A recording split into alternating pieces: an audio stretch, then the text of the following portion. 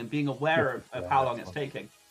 Yeah, another shield comes out. Okay. Another shield. So we see Quack Power dropping down 2 shields already. That Miltank will. After leading the Buzzwole into Altaria, you've got to kind of go for the switch. Like you've got to do something. That Miltank choosing not to shield, surviving the tackles. Will this body slam KO? Unlikely, but it'll put it very low. Yeah.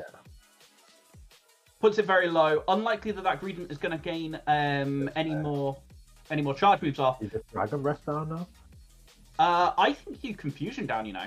I mean, is it Confusion or Bug Bite then? That's the other thing. That's it. Yep. A lot of people have been running Bug Bite on the Wormadam. But I would have liked to have seen it, but in fairness, up a shield here and into the Altaria, this is probably pretty good. Going to build up, throws the Moonblast. This should get the Sky Attack as well. Really good. This should be enough to KO. Going to be fairly reasonable. Sorry, I've got a dog catching me at the back here. Say hi, he's not feeling his normal talkative self. We'll have to share that video that you took previously. So the Buzzwole comes back in. Will the Altaria reach that Sky Attack? Likely to reach it fairly quickly. It does. Double super effective Sky Attack. It should be enough. First blood to Peru, I believe here. Yeah. Absolutely, Peru able to reveal the third mon.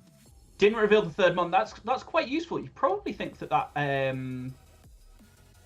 kind of mind game from not being able to see the third Pokemon really would play in here, wouldn't it? Yeah.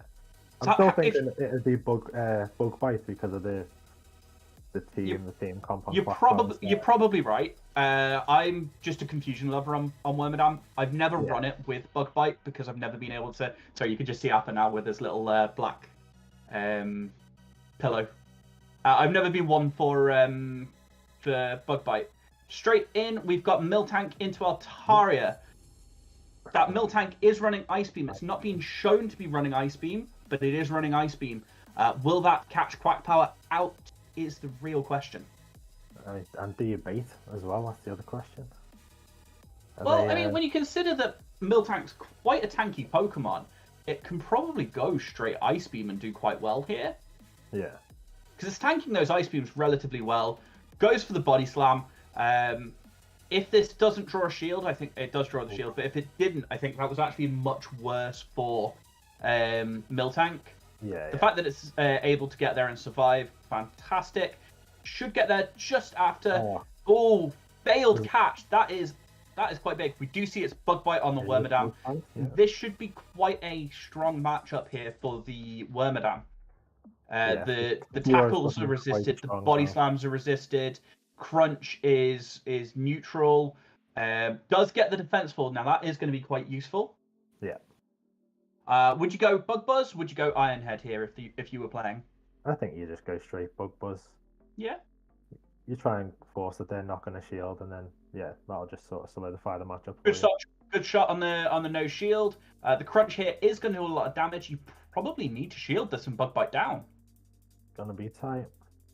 I'm not sure you survive that after the defense. Oh, you do survive that after the defense drop, but not enough to take it out. Unfortunately, the tackles just proving a little bit too much. Comes back in, tackles down the Greedent, the remainder of the Greedent. Now that Buzzwole's just going to come back in here, and it's and bear in mind that Altaria has a little bit of energy, and Altaria is fairly good at taking out Altaria, isn't it? Yeah. A counter goes through, the Body Slam fires off. I would say you're probably looking at swapping here as well, straight away, not throwing the next Body Slam, but no. Go straight for the other Body Slam. I think this is probably Quack Power's game. Yeah, I'm calling it early, I really am, but... It's pretty close, yeah. With that much energy on the Altaria, you just need to run double Sky Attack and you're probably looking okay. Let's see, so... I mean, it could be close, it could be close. It could be, it could be. I mean, Sky Attack doesn't quite KO the Altaria. Not at this range, but it will be enough to tackle down, for example. Yeah, I think you just... I think you tank this, you Dragon Breath down. You're going to take the shield with the Altaria? Yeah.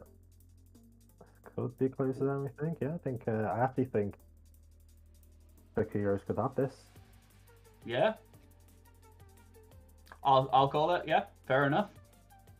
I really thought with the alignment that he'd pull that one off, but Altaria too strong.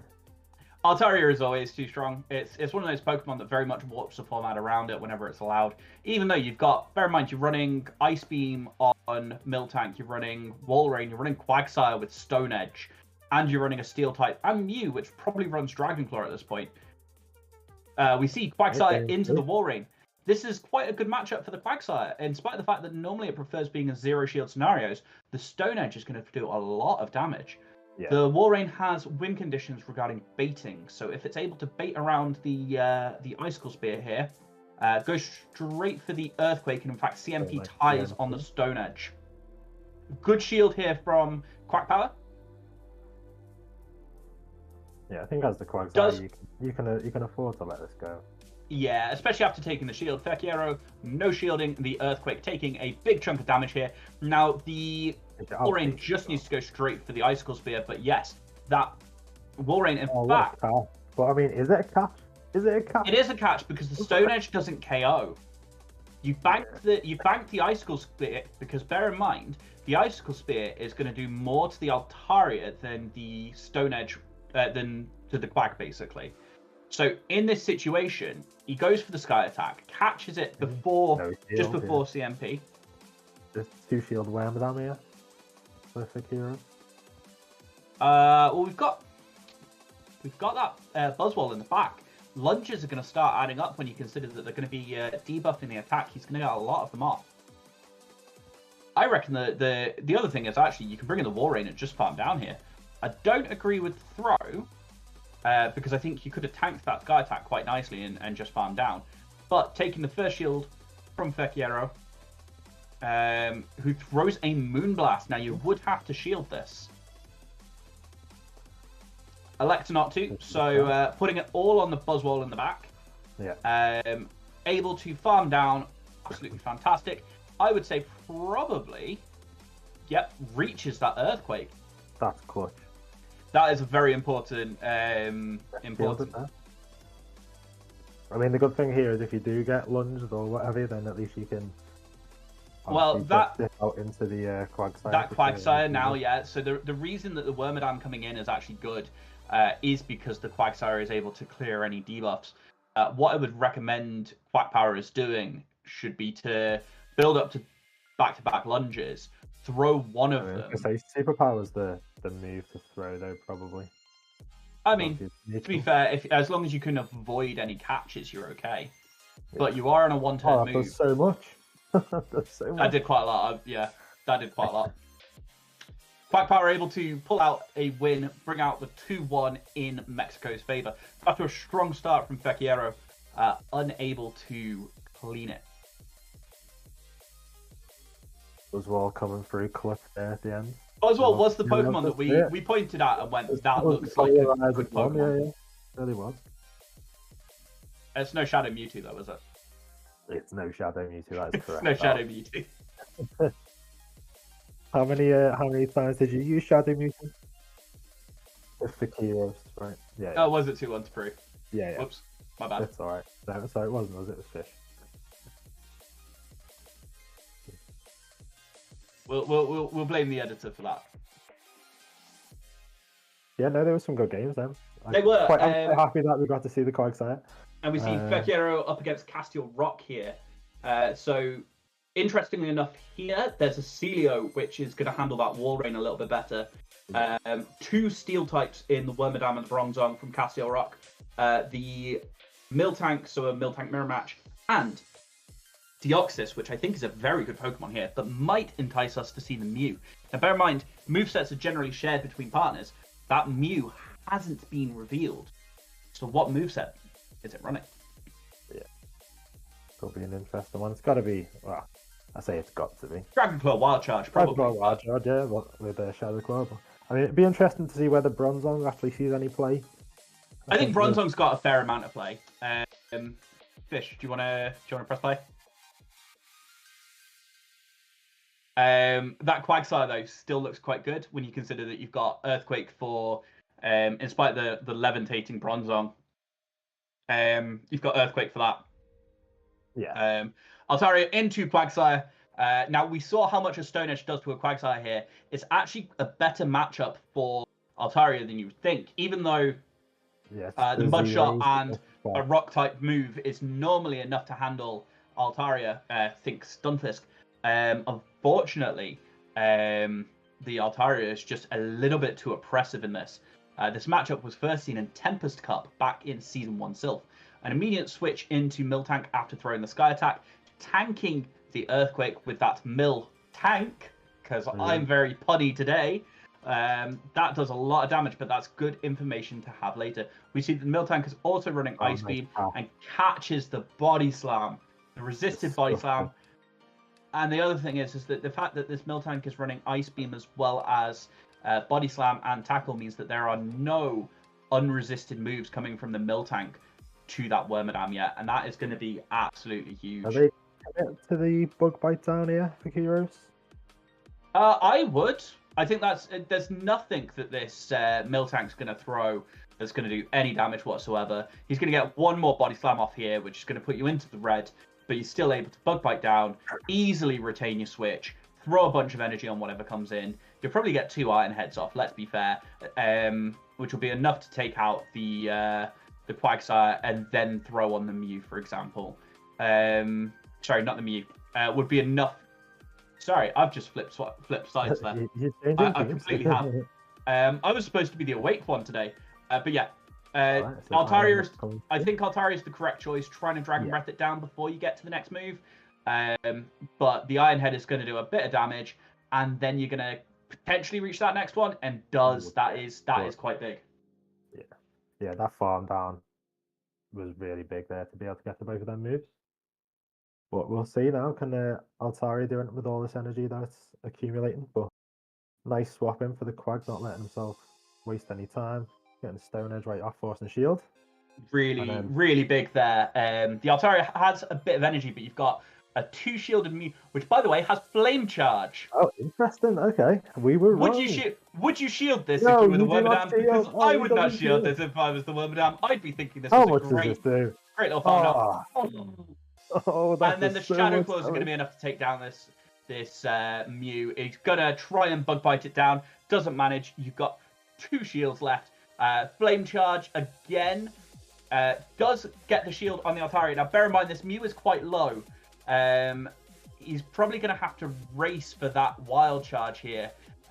Don't think he's going to make it. That Quagsire is going to have to survive to a Stone Edge. It is going to be close. I don't think he's going to manage it. I think he's going to get Dragon Breath down, survives. After that beautiful Flame Charge, really should have been something that I think really deserved to make him win that match. Yeah. Not quite enough. How do you adjust here, Jack? I mean, I think that they read the teams that, like, Castiel Rock read the team pretty well there with the Worm in the back, expecting the Mew. Worst lead possible here for Castiel Rock. Worst lead possible. So you've got straight into the Bug Biting Wormadam, into the Altaria. Interesting choice here, considering the fact that the Dragon Breaths are resisted, the Sky Attack neutral, and the Moonblast is resisted. So would this be the switch that you would have made? I think it's the switch you've got to make. I think it's a bit awkward for both players, to be fair. So I don't think you mind being either player in this situation. It's one of these ones where I think that whoever decides to take switch is going to be the one to take switch, if that makes sense. Yeah. I think if both players decide that they want to take switch, that it's going to favour Castiel Rock more than it does Fekiero. Yeah. So Castiel Rock building that little bit of extra energy back up, throws at the last possible moment. I would not be trusting. Dyson with death there, wasn't he? I would not be trusting the state of this game to be throwing that. Does in fact take it out, takes switch. Beautifully done, because obviously gives only 1 Shadow Claw worth of farm. See, now what's really interesting here is that you've got Altaria versus Wormadam in the back. Yeah, but you've got a 1 to 2 shields deficit. 1 to 1 at the moment. So we'll see how this plays out. But that Mew is banking up a lot of energy. Wouldn't surprise me to see I would have expected the double wild charge. Let's see if Castiel shields here or not. Does shield the flame charge. Now that wild charge is going to do a lot of damage after the boost. In fact, reaches it. I just don't think that shield is worth it there. I think the thing, they've got flame charge. Like, yeah, it does feel like a little bit of a waste of a shield. That flame charge does no damage whatsoever, even after the single stage attack boost that it normally gets. Shielding up the body slam.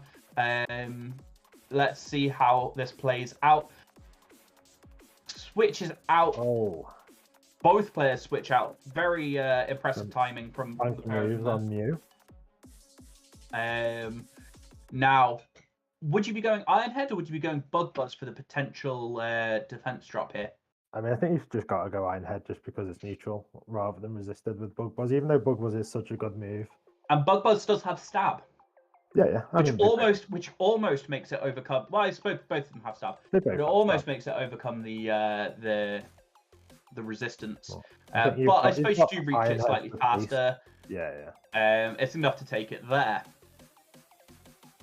Now the real question is, who wins CMP between Miltank and Mew? I just fear Mew. Well, that Altaria is able to finish off the Wormadam here with Sky Attack. I've not played a Mew Miltank match yet. That could be a one. Maybe two. Well, we saw how much Flame Charge did. Is Wild Charge enough to KO here? Non-stab Wild Charge. Oh, he survives. It's 1 HP. Oh, 1 HP in a dream, baby. That was beautiful. That was absolutely. Oh, did you see the screenshot there? Did you see the screenshot? I love it. Absolutely fantastic. And Fekero really respects that. But real kudos there. That was a fantastically done game that was. Yeah, that was fantastic. That was hype.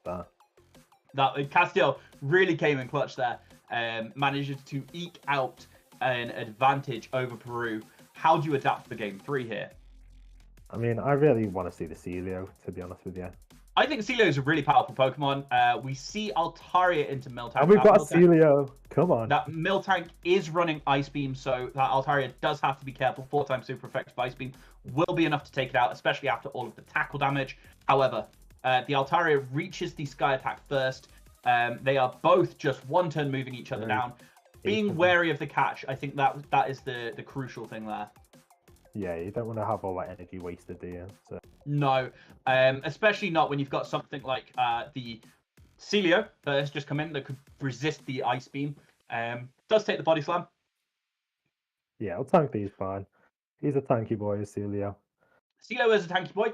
In fact, has Water Pulse. Okay, I like that move. I do, because obviously I think the Body Slams with Powder Stones is enough for the Altaria, and obviously you don't want to be walled by this Wormadam, so... I think, I find it myself agreeing with that.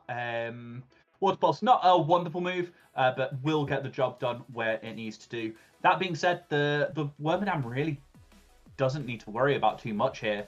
It is still in a position where it's going to be able to bug bite down, especially after the bait here from Castiel. I'm not sure I would bait in that scenario. I think I'd be looking to throw the Water Pulse, knowing that catches it anyway.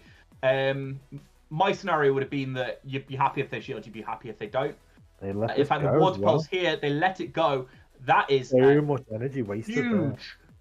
Huge moment there from Castiel. Big moment. I'm not sure that Fekero has a win condition at this point. Yeah, and I'm not exactly sure about that play, but maybe they were hoping they were. It's a 2 shield Altaria versus a 2 shielded Wormadam and Altaria. Any damage here done by the Wormadam onto the Altaria is effectively going to seal this in Fekero's. Is going to seal it in Castiel's favor. Fekero will be absolutely gutted that he lost all that energy from the Wormadam. I think that is a key turning point there. Yeah, I mean, would you have shielded that? Yeah, I think you have to commit a shield there. If you're going for that bug bite down, you know, you can't risk losing all that energy. And these players are good enough to know their counts. Like, Powder Snow is not too difficult to count. It's a 2-turn move. It should be it should be fairly straightforward. Some of the other plays they've been doing, throwing 1 turn before they get into the next move and stuff. So I just think maybe it was just a slight misjudgment on their behalf, but it happens. It feels like that could be a punish here, and I think if Peru loses by a single point, I think that you can look back to that moment and go, kick yourself a little bit, yeah. That one. If they lose by more, fine. But if they lose by it's by all your fault for Curious. Yeah, I mean, it's what it is. That being said, we've all been there. We've all made calls that I mean, I got to see seem questionable. Yes, you did in fact get to see Celio. I think it's an underrated mon in this meta. Especially with Wall Rain everywhere. Having an ice type that handles the Altaria, but also then has the body slam that's able to take on the Wall Rain, I think it is quite important. Yeah.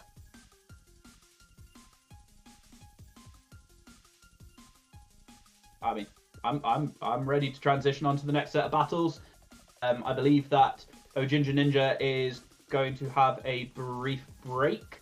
We're going to bring Sosaflow on to scream at me, and then we'll move on to the next set of battles. That's in a bit.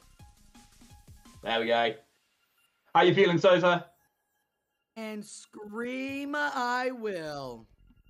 Did you unmute your camera just so you could do that?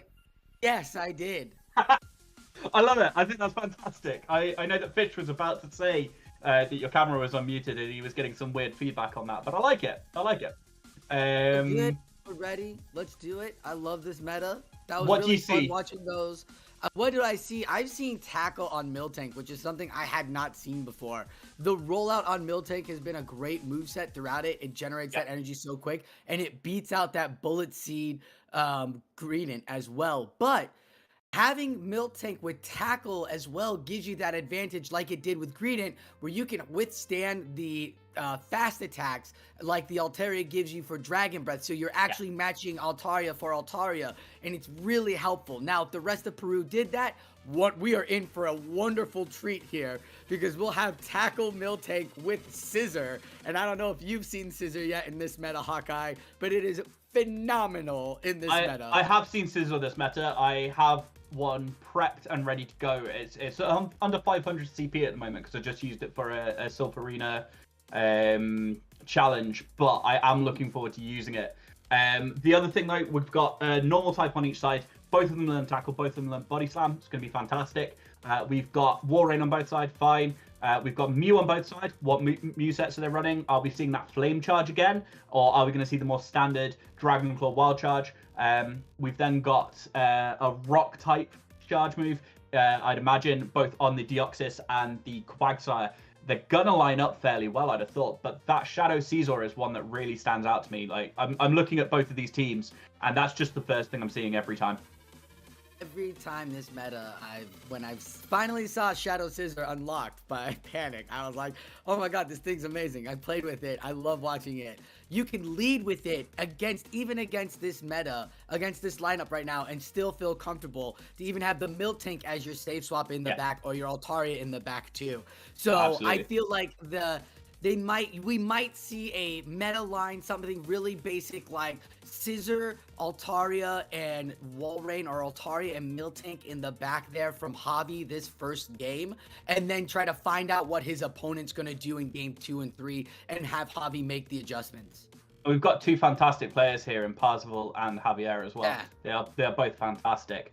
But yeah, I'd agree. I'd be expecting to see that Shadow Caesar in the lead, and as Parzival, I'd probably be running something that could handle that just to clear it off. But shall we see how that comes up, how they come in? Let's do it. We saw Flame Charge, I'm looking forward to Charge Mew. Like, oh that was fire. That Flame Charge was clutch though, wasn't it? And it wasn't even enough. No. It took out the Wormadam's like 98% health, but Wormadam's like, I'm still around. I'm still standing. So we see a Mew into the Walrein. Probably a good matchup here for the Mew. especially because it is running that Dragon Claw Wild Charge. So no Flame Charge on this Mew, but we do see the Wild Charge. In fact, attempts to catch, and it is another tackle normal type mover. I expect we see a Wild Charge and dip. In fact, catches just before the crunch. Yeah, this is actually, if you notice, Javi's side is on the left and JJ Parzival's side is on the right there. So Javi bringing in now that Scissor that we had talked about and getting the Wild Charge shield, and now Scissor can do what Scissor does. He can take the crunch. It's gonna hurt, but these bullet punches are gonna add up, and then you're putting on the Night Slashes, and he's rocking the Iron Head too, which puts the Iron extra Head's gonna do down. so much damage here. Yeah. Here we go. No shield Iron Head. We're going to get that Greedent into the deep red and say, get your health down, little chunky squirrel. That is a lot. And in fact, Javi could flip switch here if he wanted. Elects not to. Elects to build up some energy, probably with the Mew, but that is going to be a big farm down for either of these Pokemon. However, shield advantage and a lot of energy on the Quagsire at the end. Quagsire going to be able to tank a Body Slam here quite easily, but I would expect a nice Mud Shot down, and then a lot of energy to put on whatever is going to come in the back.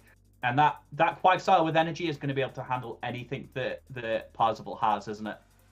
Yeah, knowing that it was Walrein the lead in the back, the Quagsire should have come first, and Javi made that adjustment and realized he can build the energy, throw the Stone Edge onto Walrein, or the DD, or the Wormadam. Like, he felt really comfortable. It was a good idea to bring the Quagsire in and reveal the third Pokemon. It kept Altaria out first instead of Walrein, and look at that, another Stone Edge coming through. Goodbye, Altaria. Bring back out the Walrein, and now the Walrein's got to deal with this Wild Charging Mew. Yep, and down a shield at this point. The first shield spent here shielding an Icicle Spear, which would do a lot. Wouldn't be enough to KO at this range, but it would do enough. The second one, probably looking shield. I would expect this Mew's just going to build up to back and throw. Oh, Javi here on the left side again. We've got to watch out he's for gonna secure double Wild Charge ready to go. He's got the shield. Can he get it from the Walrein? Let's see if there's a catch. There is just a slight chance on a catch, and in fact, throws and has to throw the Dragon Claw. That was in depth. A lot of energy was thrown. Thought he could just one tap it, two tap it. Was too afraid that the Wild Charge was coming through. Now he's got to get to the Wild Charge. Can he get it in time? He does. Just there. He gets it on the CMP. On the CMP. That is absolutely fantastic. So able to throw the additional Shadow Claw to make sure that they had enough energy to be able to throw the Wild Charge against the Walrein, because otherwise that was going to be a sweep for that Walrein. Javi really played the in-game macro, and that's what I love about this cup, is that the in-game of the battle that you have right in front of you is so intricate, and you can make the adjustments and get the win cons. And Javi exploited that, keeping the energy on Mew and making sure to bring out Quagsire, so there's 2 Wild Charges for that Walrein when it came back, and he did it, executed it beautifully. Now we get Wormadam into the Quagsire. Hawkeye. Wormadam with Bug Bite. Do you like that, or would you prefer Confusion? I prefer Confusion. I think it's a better move overall. I prefer the large damage, the energy generation. I just prefer it as a move overall. It's not resisted in this cup by pretty much anything. And I think it just makes the matchups that little bit safer. But I'm not playing at the moment. Bug Bite Wormadam is. Maybe there's a reason for that. And I will take it. With all the Psychics, the Mew, and the DDs rolling around, that Bug Bite really put the Mew in check at the beginning of the month. And so that's why a lot of players ran with it. But watching that Confusion chunk away at an Altaria is absolutely beautiful. But the Stone Edge is going to take the Wormadam off the table. Javi gave up a shield. Yep, gave up the shield, and now it is a Stone Edge on the Altaria. Altaria not going to give up the shield, and JJ Parzival is making his adjustments in the game. Well, we've seen how much a Stone Edge does here, able to actually just build it up. Now, this Miltank is running Thunderbolt, not Ice Beam like we've seen on previous Miltanks. And the Sky Attack is going to do a lot of damage. Bear in mind, added with the Dragon Breaths, it really does start becoming a really powerful and oppressive moveset. That Miltank, in fact, doesn't throw the move, decides to build up a little bit more, expecting the catch, catches the Greedent and starts throwing these Body Slams. Now, it's an interesting part of the Naiad meta, is which normal do you choose? A lot of people going with Miltank, a lot of people going with Greedent. That's the sort of real defining pick on most teams, isn't it? There's a lot of similarity in terms of the Walrein, the Altaria. The normal type is where the differences start to come in, isn't it? The 3 normal types they added, the Miltank, Greedent, and Snorlax, were really great add-ons for this meta. And as you can see, these normal typings give you that swap ability where if you lose the lead, you can come back and get a win con with these normal typings depending on how you played it. We've seen so much tackle, and not for nothing, I just did a 7-rounder where nobody had tackle Greedent, and I was like, what is going on? Like, it was really incredible. Not even there was like 2 Miltanks too. We've seen double normals on teams, as well as the Altaria is going to get the last shield from this Greedent. So the Greedent, the Miltank, depending on which one you had, I've seen a lot more play with the Greedent because of that crunch debuff, but Miltank has definitely made a name for itself. And with Peru building up on the energy there, another body slam on this Altaria. Like, Javi's just like, yeah, I got shinies, I got wins. What you got, man? He's just ready. He's got shields. He's ready for another body slam as JJ Percival is trying to get a point back for Mexico. I agree, and I think it's one of those really interesting parts about the tackle. In fact, the bullet seed on Greedent there would have been a little bit better, because the ability to farm down that Quagsire, not have to throw the move, might have made a difference there. But the tackle then does the damage, and it really does come up.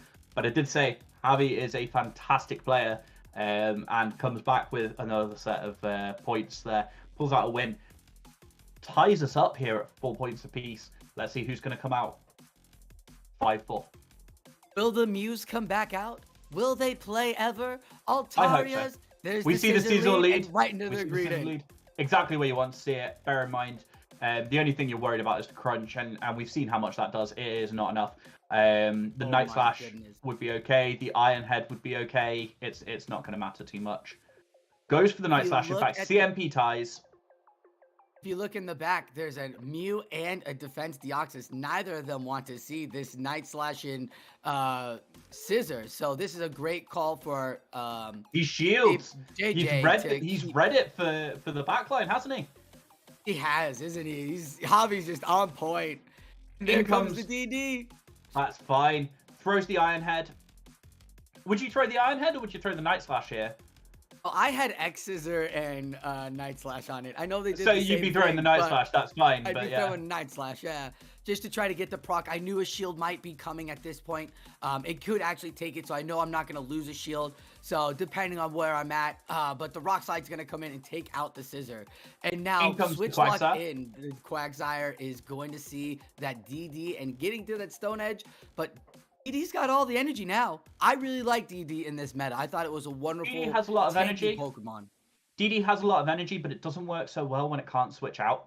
That Psycho Boost is the real powerful move that it has. But the fact that you can't throw a Psycho Boost and dip when you're locked in like Parzival is at the moment does make it that little bit weaker, because a single Psycho Boost isn't going to be enough to KO. And in fact, the second one after that debuff isn't going to be enough to KO either. So that Quagsire does not need to shield here.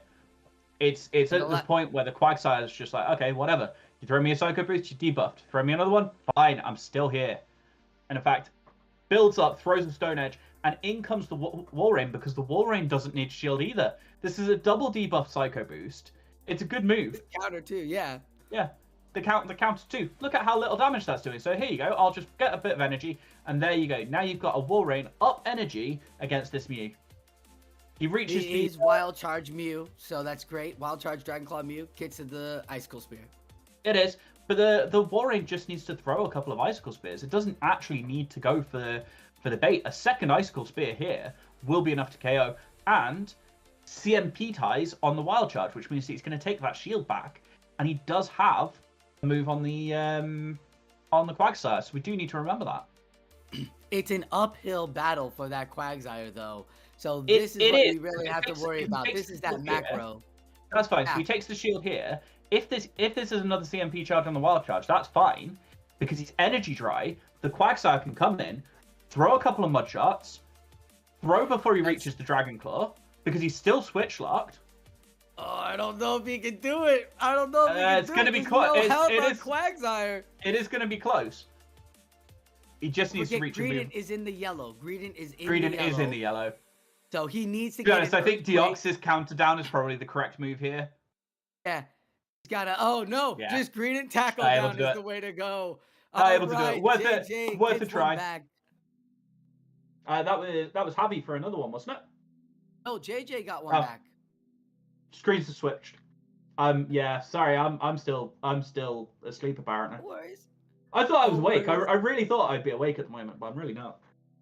Javi gets 2 back for Peru, beautifully executing the 2 lines and playing the in-game macro, seeing that what his opponents had, keeping the energy around, and that's what this meta really was about, holding on to some energy off the back Pokemon and seeing what you need to do with it. Great job by JJ Pars for not getting swept in this matchup. Yeah. That Possible able to actually maintain the lead for Mexico there. Really important, especially in these team formats. Not getting 0-3'd is just the biggest thing. We see it all the time in factions. We see it in Gymbreakers every month. The 0-3s are what defines a good team from a bad team. Getting your team 1 point is always helpful. That is not a loss in these tournaments. So. I see a Shadow Caesar mirror here. Ooh, Javi versus Siler. I see a Shadow Caesar mirror. I see another defense Deoxys, which obviously is actually the first thing I'm looking at here. The counter is going to be super effective against the Miltank. It's going to be super effective against the Walrein. It's going to be doing a ton of damage to that Quagsire. The Rock Slide is going to handle the Altaria, and it's going to do a lot of damage to the Caesar. It's not going to like the Night Slash. It's not going to like the Mew, but it's going to be all right otherwise, isn't it? I think so, but there is play. Javi can use that Dragon Breath to kind of chunk away at the defense Deoxys, even taking at least 1 Rock Slide. We've seen him take them before and not give up a shield for the first Rock Slide. So depending on how they're going to play that out. But as you were saying, defense Deoxys looks really good. I'm really excited. Again, we're going to see which is the best normal. Miltank or Greedent? Come on down, folks, and see who tackles their way to your hearts. Well, I think we've seen all of the Miltanks are shiny, aren't they? But the Greedents never are, because that's not in Pokemon Go yet, which means that I think shinies do more damage. So there we go. Miltank wins. There we go. You see it? We probably will see a mirror. It feels like you're gonna see Mews more in this matchup here from both battlers. So it will be exciting to see whether or not that Siler's Mew is rocking something that can hurt that Quagsire, because Javi really likes playing that Quagsire. We're just expecting Grass Knot on the Mew, Energy Ball, whatever it is. We can, but it's Scissor right into Altaria, and that's kind of good for Scissor here. I'm not going to lie, I think that the Scissor and the Altaria might be shiny on the right-hand side there. That screen got shiny real quickly there. Yeah. No, we see the Shadow Caesar Roasted Night Slash. Looks like a Sky Attack coming in. Elect to shield. This is going to be quite important just because that Scissor can gain switch here. Now bear in mind, this is Sylar on the Shadow Scissor side, looking at the Deoxys in the back there. Yes. So, good point out there. The Night Slash, if this procs, we could see a second shield dedicated. No! We could just see the Altaria swap out immediately. And in comes the Shadow Caesar. I did point out that we have this as a mirror match. The Night Slash goes through. Javi elects to no shield. That does so much damage. Oh my lord. We see the Deoxys come in. Deoxys, traditionally not an answer to Caesar, but is going to tank the Night Slash here probably relatively well. That is so much damage. So that is so much damage. Especially defense Deoxys took that much damage. That is a defense weighted Pokemon. That is yeah, that is what. In comes the Quagsire, which we expected. There is the Greedent in the back, so that's not really too bad. Unfortunately, as with before, that defense Deoxys is switch locked at this point. So the first Psycho Boost goes shielded, will be the one that does the most damage. He's kind of in a really awkward position because he doesn't want to throw this energy here, but has no other choice. The second Psycho Boost does significantly less. The third one does even less than that. In fact, the Altaria comes back in, now able to switch out. The Caesar is there. Bullet punches. In fact, Not sure I agree with the throw here. The scissor was nowhere near a move, able to be mudshot down there. But the Quagsire throws. I would expect the Deoxys comes in and throws another Psycho Boost, wouldn't you? No. Decides to save it to snipe. That's fine. In comes an Earthquake. No, a Stone Edge. Would you throw Stone Edge or Earthquake here, Sosa? At this point with this Squirrel, Stone Edge, just to keep the energy, you've got a shield that you've got to worry about, so you need to do DPS for damage and energy and build up as many charge moves as you can. An Earthquake would be nice, but this thing's gonna Spotty Slam spam off, and it's got Tackle too. So yeah, he's in a bit of a weird situation now, though, isn't he? Sorry, I keep cutting across you. That's fine. He's throwing the Stone Edge again. Remember, you got to worry about taking that shield, and he can swap out and make a catch if he needs to, but he's not going to. And there it is. The screen goes down, the last body slam goes through, and that's going to take out the Quagsire.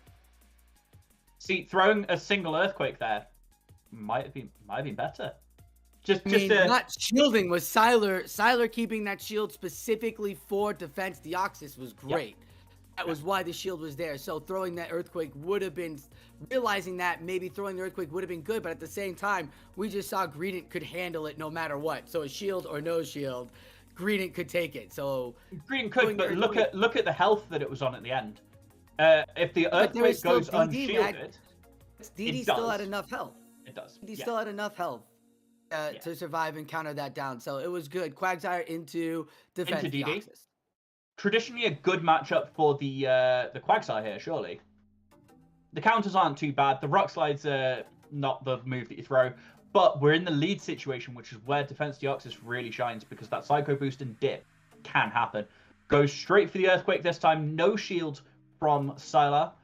This is, a lot of damage from the Earthquake, isn't it?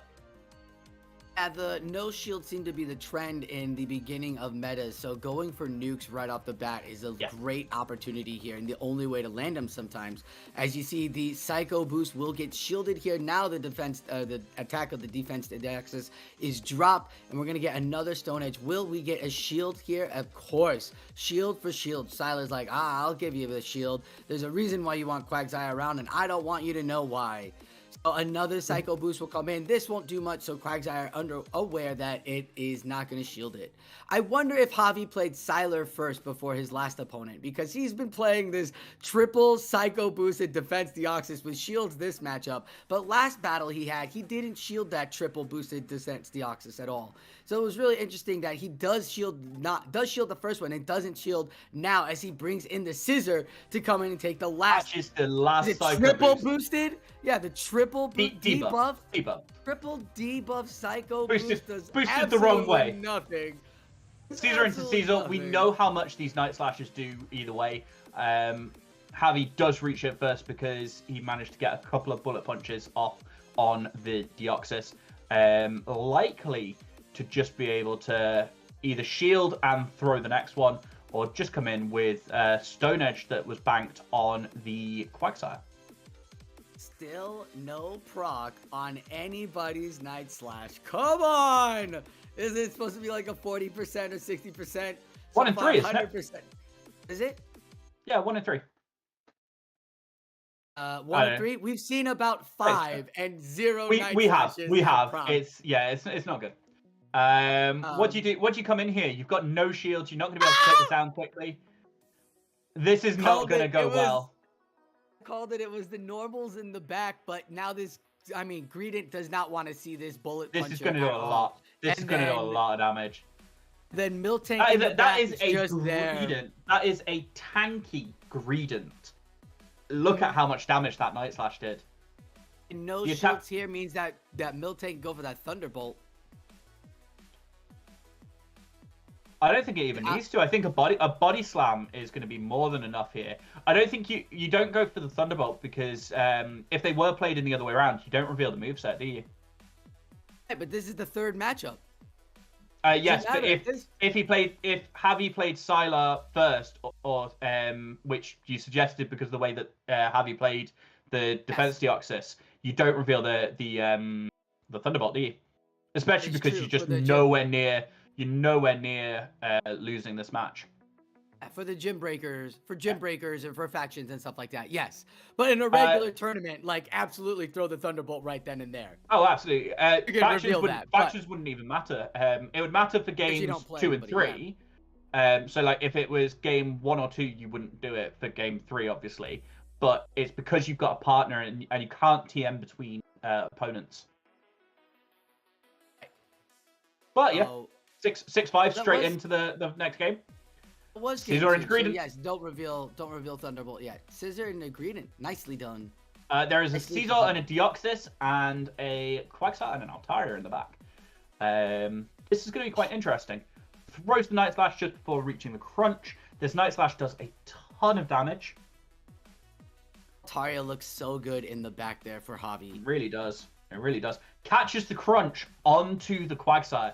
Quagsire is a tanky boy and able to tank this quite nicely. Elects Noctis Shield, going to build up a bit of energy. I'd imagine that the Greedent builds up a bit of energy before switching into probably the Deoxys at this point. I'd say bring out the Deoxys, absolutely. That counters the pressure on. Go straight for the Body Slam, though.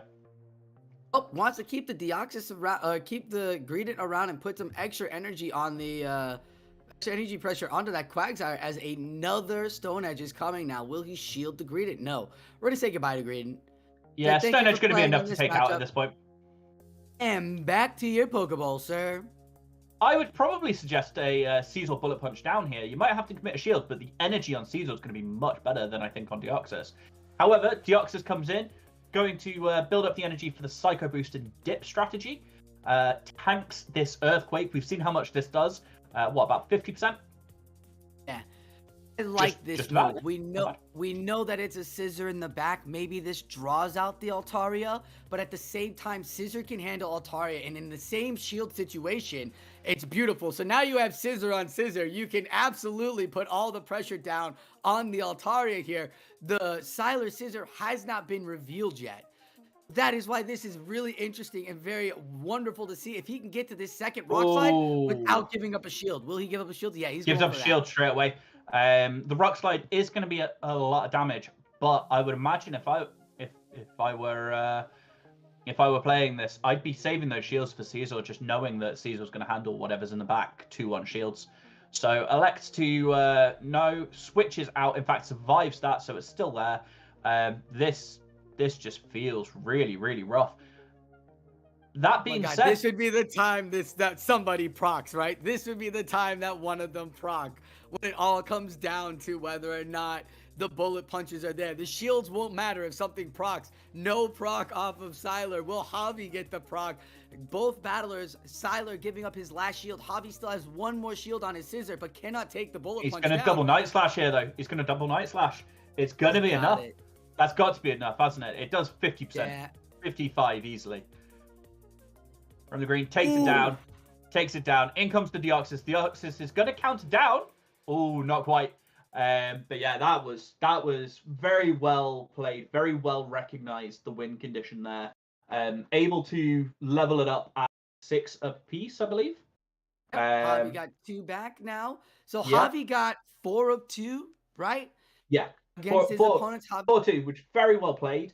And, you know, generally walking out of your sets in Gymbreakers with a positive result, you can't ask for more. No, you cannot. And he played that Quagsire beautifully. That setup really there with Quagsire really helped open up the rest of the Pokemon that he brought out. We saw Miltank last cup. We didn't see Miltank at all this battle. Walrein was never on the field. No. I think if Sylar brought Walrein once, then Javi was going to be in a lot of trouble there. But neither of the battlers brought out Walrein, and it literally seemed like Scissor on Scissor. What's up? Javi had the Thunderbolt on the Miltank, and the Quagsire, and even the Caesar were going to handle the Walrein relatively well, weren't they? Never revealed the Thunderbolt on Miltank. No. And if I'm a battler, I think Miltank is rocking Ice Punch. That's Ice Beam. True. And Rollout too. So the fact that they got Tackle on it, like, I'm now like really thrown off. Yeah. But I mean, this was the point. This was the point. Like, Walrein just really didn't have much play there. You need to find a way to put Altaria into check. Yeah. Need But to find a way to this is, Altaria Ninja. I mean, this is Naiad team building, isn't it? It's right. Bring Altaria, bring a bunch of things that counter the things that beat Altaria. It's like, right, so Yeah. I've got a Walrein. Yeah, but I've got 4 answers to Walrein. What you gonna? Are you bringing your Walrein? No. Yeah. I've seen people bring the Walrein still. I've seen people bring 4 counters and still bring an Altaria against it. Like, yes, I understand. Like, I get it. Like, I'm just saying, remember... like, the matchup would have been better if he did, because he's not expecting to do it. To bring it out would have taken Hobby by surprise. It's one of these ones. It's one of these Pokemon where I think that Altaria is so good in so many situations that you just have to be able to have a Pokemon that can handle it. Walrein is that Pokemon on both of these teams, really. Or you have to bring your own Altaria and just kind of neutral it. It's not nice. Nobody likes it. But that's kind of got to be it. It's kind of why these battlers are brought in Tackle as well for the Greedent and the Miltank, because in order to handle the Altaria, you got to dance around it. So any extra win condition you can give yourself by doing 5 or 6 extra tackles to the Altaria, great. Yeah. Let's do Well, it. I am going to step off, run away, probably go have a bit of stretch of my legs, and I believe we're bringing back Ginger Ninja, and I'm sure he's going to be fantastic with you, Sosa. Oh, Ninja, go, Ninja, go. Go, Ninja, go, go. I like What's that up, intro. Ninja Rep? Go ahead. Yeah. I can't take credit. That was Teenage Mutant Ninja Turtles 2, Secret of the Ooze. So get yourself in there, go watch that. Well, I'm really disappointed that I'm not going to see any Shadow Sizer right now, because you were talking about Night Slash boosts and I'm a Crawdont enthusiast. I just thought I'd let you know it's a 12.5% chance of the boost, okay? Just, you just need to know that. Okay. Anyway, we've got a Buzzwole coming up and a Jirachi, which looks pretty spicy to me. I'm all about that. Eduardo Lumas against, I'm then not going to say the first bit, but Mufasa, and that'll do. You're not allowed to say the first bit, or can you just... I don't know, I can't say, what is it? LMYSP, there you go, just a bunch of letters in it. I'm assuming. Nips. Mufasa. So Mufasa versus Eduardo. Both of these battles rocking that Greedent, Altaria, and Walrein and Mew. But you got Buzzwole's the counter user on Eduardo's team, and Mufasa's got that Deoxys. And then you see 2 steel types as well from the Jirachi and the Wormadam. You said you like the Wormadam. Have you played with the Wormadam in this meta? I haven't used it in this meta. To be fair, I was all about the Shadow Sizer. So that was my steel of choice. But I think the Bug Bite Wormadam definitely has been quite low key MVP for a lot of people. But that Buzzwole looks like it could have quite a bit of play if it can stay away from that Altaria. It looks like it has a great matchup there, especially if it can stay away from that Altaria. And it doesn't look like Mufasa really has a good answer for Jirachi besides Mew. Like, if it's Bug Bite Wormadam, I haven't seen that Bug Bite go against that Wormadam yet. Or the Jirachi yet, so I don't know how fast that health goes. Yeah, like, that Jirachi looks really good. Yeah, it is quite squishy, but the confusions just chunk away at the Altaria and the Greedent. You're just like, oh my god, I thought it was normal. Like, this shouldn't be doing damage, and it does, like, counter damage still. You're like, wow. So, Jirachi seems really are as well. Could be an interesting new sets coming up, hopefully. Hopefully, yeah. Are you ready for the battles? Yeah, man, I'm ready. Let's go.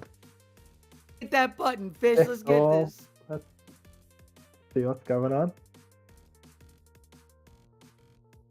Drum roll, please. All right. Oh, there's the Buzzwole. What a lead. That's such a good lead. Got counters into that normal typing, so the Greedent's going to want to get out immediately, and there it is, the defense Deoxys, and it's Mew and Greedent in the back for Eduardo. You just lunge and get out, yeah, I like this. That lunge going to do super effective to the Deoxys, and debuffing it as well. It hurts me to always see that. That's so much damage. Oh, this is an interesting moveset on the Mew, this. I've got the Dragon Claw. Shiny Mew? Okay. Yeah, then what do you got? I've got a lovely little shiny Mew. Ooh, it's the Focus Blast! It's You the got a focus. focus blast Mew. Oh my god. What a guy. I'm so excited. Oh, if this Greedent comes back in. Oh no. Oh, this No, it Greedent's going is. to come back in. It's gonna Surely. take whatever. Feels so good to take whatever, and it's gonna get focus blast out of Oh, the squirrel. does he know? Get ready. Does Get he it know? ready. Oh! Goodbye. The wind up. The Oh, no pitch. shield. Oh my Outta god. Oh, that's disgusting. here! Oh my god. No way. So This beautiful. Eduardo Lomas is a savage. Oh, what a guy. What have we just seen? Oh, man. I've got like happy tears from that focus blast. Oh my god. What we've I know. seen is the one Greedent's just opportunity. going to mop up with these tackles and body slam spam. That's such a great first battle. Like, you must, if you're Eduardo Lomas there, you're feeling good after that. Yeah, I mean, you're probably not going to see Mew again because probably the one trick pony here. Oh, but yeah. Full so surprise. worth it to focus blast with 2 shields. Like, oh, the Greedent is just going to tackle down and shield away and body slam. And this is why, if you're a battler here, you're still trying to figure out why tackle on Greedent is so good. Because look at the pressure it's putting on the Altaria. Like, it can take the sky attack. It can still tackle down fast enough and body slam spam away. Yeah, like the Dragon Breath obviously oppressive, but that tackle has its own bit of oppression going straight back. So, Ninja, how do you what a regroup? What a catch! What? How do What a you catch. regroup next I battle? mean, How do you they've regroup managed from to stay focused there and make a pretty epic catch there. So I feel like, you know, they obviously, Mufasa seems to kind of battle like that isn't phased by something like that. So, you know, they've made it a bit more respectable after no shield and the focus blast. But to be fair, who's shielding that focus blast? That would happen to anyone there. It happened to me. It definitely happened Yeah. to me. Like, I saw it coming. I was like, why is this person building up Strategically- so much energy? Yeah. And then you get focus blasted. You're like, oh. Yeah, strategically that was perfect from Eduardo. Like, yeah, Well that couldn't have done. gone any better for him. So Yeah. let's see how Mufasa decides to adapt and whether Eduardo goes with a similar strat again. I mean, yeah, I feel we like the see the Mew should Wormadam? have less play, right? Did we see the Wormadam from Mufasa? Because I feel like No. that would be the play to move. Nope. Yeah, no, There it he's is, not Moon. and Mew has been benched as well as Buzzwole, so Look at the adjustment too. Brought the wall rain out on all of the anti-wall rain. Brought a wall rain out against the opponent's Altaria. So this is great. Eduardo in the driver's seat here. Going to take that first rock slide from the defense Deoxys. The Dragon Breaths are still putting on the pressure. And we're going to get the first sky attack? No, we're going to... Yes, we will get the first sky attack. Thought they were going to go for Moonblast. I've seen battlers hit that Moonblast, which would do more damage to it. But the sky attack comes in, and you can get that second sky attack. Ooh, doesn't. Thought he was going to give the shield. Going to give up the shield Okay, to so give that up the he can shield. keep Yeah, yeah. switch. probably just farm Like down. this. Commit to the farm down. And then, they've swapped out into the tackle Greedent, so Wonderful. Mufasa recognising that Eduardo's just going for a big farm down there, not letting him. And there it is, the swap into the Greedent. Yeah, trying to keep the wall rain hidden behind closed doors because he can sense the Altaria's there just in case he needs to go for that Mew or go against that Buzzwole. But the Buzzwole ain't there. It's a wall rain, so we'll see if he can meet the door.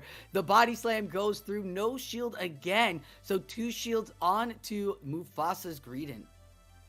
Yeah, I think Eduardo is just completely read Mufasa here. Like, pretty similar to game 1 where, like, yeah, he's just got him on every turn.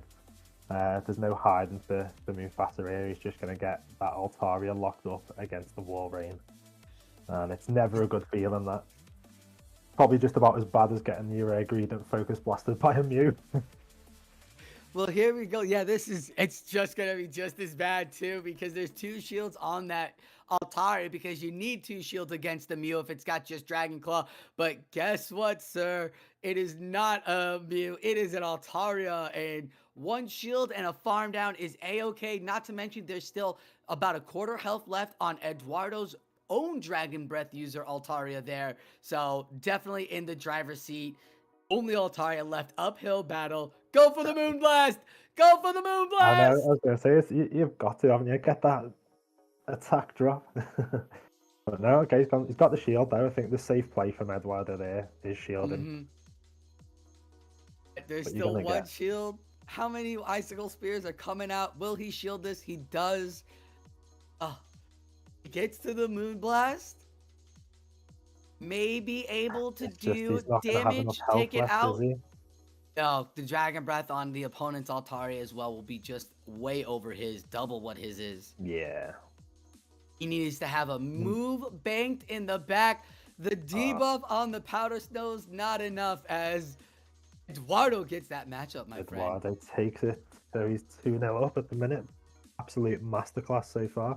I mean, even though Mufasa's been hard red there, you know, it was still fairly close. He still made it close, and that's the skills of the battlers, to be fair, at this level now as well. You know, even you're looking at something where you go, oh, this could be a bit RPS. Still making it close. Greedent into Mew, he's read him again. What a lead. Mufasa, do you have Focus Blast on your Mew? No, you've got No. Wild Charge. So And it doesn't even bait you. It goes straight for the wild charge. Not shielded by Eduardo. See how much this is going to do. Do a nice little chunk, but not focus blast worthy. Out comes the DD. Yeah, crunching. I mean, they've got a choice here. They could stay in or they can dip Eduardo. So Ben Well, says he gets the obviously- debuff. Gets the debuff. this Oh is just a no! sneak arm down again. Are we going to see another focus blast? Is he going to focus blast an Altaria for a laugh? But probably not. I'm laughing at the idea. There is another Mew and Altaria in the back, so it looks like he just has to build up and just spam off Dragon Claws. Stay in the shield advantage here and just spam these things off. The Mew dipped with energy. No, it didn't. The Mew dipped before it left with did not have energy through Wild Charge and through the dip. wild charge and dip. Yeah. Altaria would probably take the first Dragon Claw Neither. and shield the second one. So we'll find out what he chooses to do. There it is, the first Dragon Claw. Yeah, he's just going to go 3? straight Dragon Claw. I suppose he should get to 3, I think, yeah. 2. One more charge move coming in. I think Mufasa is 1 to 2 taps away from his own Dragon Claw, and it is 1 Shadow Claw away from taking out the Mew. Cannot get that doesn't third get to Dragon that Claw third. down. It's that big. Look what's in the back. Oh, he gets tackled down before he gets to the wild charge as well. It's Hey, Jirachi! we got Jirachi action. And that confusion damage is chunking. We've got all resisted moves now as well. So Jirachi Oh my and Eduardo Lomas is fully in the driving seat again. And this has been some epic team reading from Eduardo there against Mufasa. He played this entire match like a playbook. He's like, all right, here's what I'm going to do first. I'm going to reveal Focus Blast Mew onto Greedent, and I'm going to get my opponent off guard. Then I'm going to come in with Wall Rain game 2, then Jirachi for game 3 and lock it down. And if I see this Altaria, I'll just confusion it all the way down. As Doom Desire comes through, one more confusion. There's no more taps on Mufasa. He knows he's been read like a book. Eduardo gets a 3-0 sweep. Yeah, he literally is just tough. lined them up there and then just swatted them away. Leading the Buzzwall and having the Mew, drawing out that Altaria for game 2, and then bringing the Wall Rain, knowing that Mufasa was going to adjust. And then again, game 3, just hard reading his opponent. There's not many better feelings than going 3-0 full stop, because that's always a great achievement. But when you've done it so convincingly because you've been in your opponent's head, being able to turn around and be like, I know what you're gonna do, just so well played. You know what's in the back. You've built your little rental, you've gone to your Airbnb in your opponent's head. You've kicked up, you've kicked on the TV, you're enjoying the visit, you're reading the play, then you dip. Yeah, thanks very much for the visit. I'm gonna have a little shower as well and then dust myself off and get myself ready for your next opponent. Gonna bring Altaria every matchup? Okay, great. I'll have Jirachi there for you. Don't worry about it. Okay, we've got another Buzzwall. Look at what we got over here. Look at what we got over here, Ninja. We got that sizzle for you. Let's get some boost on the go. Come on, Brian Anderson. And we've got MVPs Baton Beton 95. I mean, some interesting picks here. We've got the Buzzwole paired with a Bronzong. Whether the Bronzong will come, we'll find out. But then the Celio, again, I love Celio. I think it's a fantastic pick. I prefer that myself. The Walrein, even though I know it's got great play anyway, Walrein, but Celio's cool. It beats the Walrein as well. But let's see if we're going to get some boosts from Mr. Anderson. Mr. Anderson. This is the first team I've seen without a Mew on it. This is really interesting. A no Mew lineup here, as Altaria versus the Greedent lane. They're gonna get. We're gonna see if it's Tackle Greedent here. Yeah, tackle. Really, everybody liking that tackle. Oh my God, it's Shiny Shadow Scissor in the back for you. Yeah. That's what you wished for. You put it out there, Ninja, and you got it. The Sky Attack's gonna go through, no shield. Greedent down to about half health, and this is what you like to see with your Greedent, because you're tanky. Altaria's tanky. You got enough tank in the back to help everything out there. And this you is don't kind need to of where shield you need anything. to see. This is where you need to see the Altaria as well. If you're looking at his back line, but he's going to swap out and catch the body slam. Oh, what a lovely catch that is! Let's see how much a resisted body slam though will do against the Shadow Sizer. That's still, 30%. Almost a quarter of its health, but in comes the Mew. It is not a crazy Mew set here. We got Wild Charge and Dragon Claw again. Loving all the follows as you people. With these follows, will it come with the proc? Do we get our proc? No, not there yet. What's going on? Doing me dirty. Maybe with more follows, we'll get more proc luck. Yeah. Here comes the Dragon Claw getting shielded. Can he get to that Night Slash before Shadow Claw down? Yeah, he'll be there. He's there. So he's just got to undertap with undertap there as well. Is he going to force both shields off the Mew? Yeah. Incredible play there by Branderson. We'll say that. Branderson. Great job by Branderson to get both shields off the Mew and now have a shield advantage. He swapped into that Mew against the Scissor. That was swapped into there. And to sacrifice 2 shields, that means Scissor won that matchup there. Yeah. Oh, yeah. Definitely. I shielding the Wild Charge as well, so good call there on that. But they've got 2, so he's got to tank one of them. Had to before those bug bites chunked away at that defense drop. There it goes. Bye, Mew. It's gonna be tight. I think the gotta do something funky here. Gonna have to catch like a superpower on Altaria or something, I think. No, it could be power up punch too. I know superpower is the way to go, but you could just go lunge. There it is. The lunge goes onto the Altaria. Altaria though still has Dragon Breath, and there's not that much health left onto this Buzzwole. But in comes the Greedent, and we all forgot Greedent was alive. Yeah. Greedent's still there. The little fat squirrel is still tackling away. Gonna take all the Altaria's energy, and then Buzzwole. Can we counter down the game? It's gonna have to. And it's gotta get to the superpower against this worm. Can it get there? Can he do it? Oh, he does it! Oh, 1 HP. Oh, look at that. Where's the health on the Buzzwole? It's a 1-turn fast move and gets the superpower down. Nicely Great done. job. MVP, yes. Smashed it, that Buzzwole. I mean, Mexico are slowly starting to break away now as well. Can they keep it up though? Yeah. No, the way that we just watched Sylar play beautifully, and now Ing coming up strong. Like, this is it. Branderson has to make the adjustments. Will the Altaria lead again? It will. Oh, what a lead. No! That is hurtful. Exactly that you need and want. But has he really got an answer to the Shadow Size on the safe swap? He hasn't. So he's staying in. He's forced to stay in here. I like this play because Shadow Sizer is going to give up a shield for 2 Icicle Spears for sure. So proc again. Will he just go for the Earthquake? No, going to go for 2 Icicle Spears. See if he can get the first shield and then maybe dip with energy. Or will he try to go for the second shield? In-play gameplay here. There it is, and there's the swap. Yeah. It's a sensible play. He's forced the shield. He's trying to force to make sure he's got switch alignment so you can have that Walrein back up against the Altaria. That's realistically where you want to see it.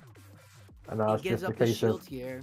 what Brian Anderson got in the back. Because if they've got the worm, if they've got Wormadam trash, it could spell trouble for Ing. If it's Altaria that comes out, it could be Wormadam trash, which would be really hurtful. Or Buzzwole. That's kind of a triple bug team. It's real dangerous to play a triple bug team in a very Altaria meta. Like, this is Altaria leading the way. This is a big tell here that it might be a bug in the back. He's getting to the sky attack as well, just about. So, IVs matter. With this, I would, No. with this, I'd suggest bringing in the Mew now. Yeah, you've got to. Because got the energy on wall rain. You don't need to do it. Yeah. Come in, farm down, give up the shield, right? Or take the energy. No, yeah, I agree with not. But I think if they've, like I said, if they've got Wormadam trash in the back, it'd be a bit awkward now. There it But is, the it's not- swap, and it's Oh, it's Buzzwole. Buzzwole. Oh. So there's a chance. You're saying there's a chance. Definitely a chance, but it is Mew, and it is tough for Mew to do it. Still a shield, got the energy. This is not Flame Charge Mew. Let's all remember, this isn't Flame Charge Mew. I mean, What will it be? Power Up Punch? Will it be Dirty Power Up Punch? So Lunge, Mew's got to get the 3 Dragon Claws to close this game out here. So he's going to get back to back against this Buzzwole. But is this next move going to be CMP type? That's the issue now, I think. Altaria lost all the energy and didn't have it. So when it comes in, it will be low on energy and has to get. I wonder if you're the Buzzwole there. If they had the superpower and whether it was worth throwing the superpower, or maybe they were one short. And Here we go. Down to the wire. Can you farm it down? Nope. Oh. The immediate dip from the Altaria will cost him. It was a great opportunity, but Walrein came out immediately. Great job on MVPs for catching that in that read there. To read the Altaria come out and be like, something bug is in the back. Yeah. Huge. Great job there by ING. Yeah. To be fair, I didn't think ING was going to pull that one out the bag then. I thought actually that the Buzzwole might have been able to overpower, but no, it was clutch. So we've that's not what he wants, though. Lead. That's a great lead for Anderson. That's exactly where he wants to see it. Hasn't got. And look at that. It's a Buzzwole and Altaria in the back for Ingbert, and Branderson's got the not Buzzwole, Altaria and Greedent in the back as well. So this is great, bringing out the Wormadam here against this Greedent and just going for the Bug Buzz and doing the damage. Yeah, I like this play. I mean, Ing's got a shield really, but he's not. He's going to let it go. It's a debuff, and he got the defense drop as well. Well, he's so shield now. You don't need to. You can farm down. Unless did the Wormadam Smash get a defense drop at him? Oh, it gets a defense drop too. But you've returned. I think as Brian Anderson, you've tamed switch, which is an alignment, which is exactly what you wanted, especially after seeing an Altaria into a Buzzwole. Buzzwole's got next to no play. So it's going to take this damage too. Yeah. Here comes the Iron Head, and it does. Oh my goodness. Altaria into the Altaria, and just going to build up some energy. Probably going to throw and dip. It didn't work so well for him last matchup. Maybe it'll work very well for him this matchup. I agree with this, because you want to take a shield. You want to try and get that shield advantage back to, or disadvantage back to being somewhat even. And now you know that Greedent is just a tanky boy, and hopefully he'll sponge everything for you, and then Altaria can come back in and sweep. But we'll see if it plays out like that. We will see if it plays out like that as well, because the Altaria just gave up the shield. In Bento, MVPS is doing really good at keeping his Altaria alive, and this is going to be interesting here. No shield given, thinking that maybe he could be going for that Moonblast. A second Sky Attack comes through. This would take the Greedent down to the Deep Red and go into the Dragon Breath count, but doesn't want to play that game and absolutely wants to go for that Body Slam. Yeah. Yeah, over farming as well now, getting all that tackle damage in. I mean, fielding a body slam and your Altaria isn't nice, but I guess he needed to try and preserve as much health as possible on that Altaria to deal with his opponent's Altaria. So you got to do what you got to do, but this time it just didn't quite pay off. Tackle Greedent, just doing tackle Greedent things, like stay alive with 1 HP and took out the Buzzwole so that Altaria could just come in and sweep the rest of that Altaria. Yep. We were looking for a second there, like Mexico were running away with it, but pulled one back now. So that was some nice plays there. Some really nice plays. Great job by Branderson to get 1 point for his team. Yeah, it's always clutch, isn't it? You never want to be that guy that goes A3. Happens to all of us, but 1 point's like the minimum. Every point matters. So great battle here, great set. Mexico definitely running away here. Like to see it. Didn't get to see the Bronzong, which is I would have liked to have seen Bronzong play. Steel Psychic typing, but I mean the Mew and not Mew, all those bugs out there, like never gonna happen. Yeah, it just feels a bit risky, especially with that Shadow Sizer.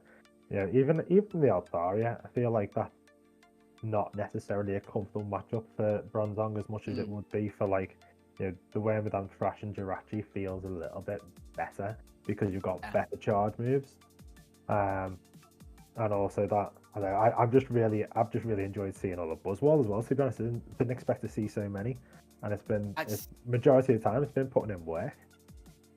Same really here. Buzzwole was really popular at the beginning of the meta, but I've seen more leaning to defense Deoxys or nobody bringing counter at all, bringing like double normal, or Galvantula is a Pokemon that I still have not seen yet today, and I've seen it in like tons. Yeah, you're getting on today. Yeah, what a great Pokemon! Any Galvantula, which is and Shadow Galvantula. I know one of our guys in Team UK, Holmesy, he was raving about Shadow Galv.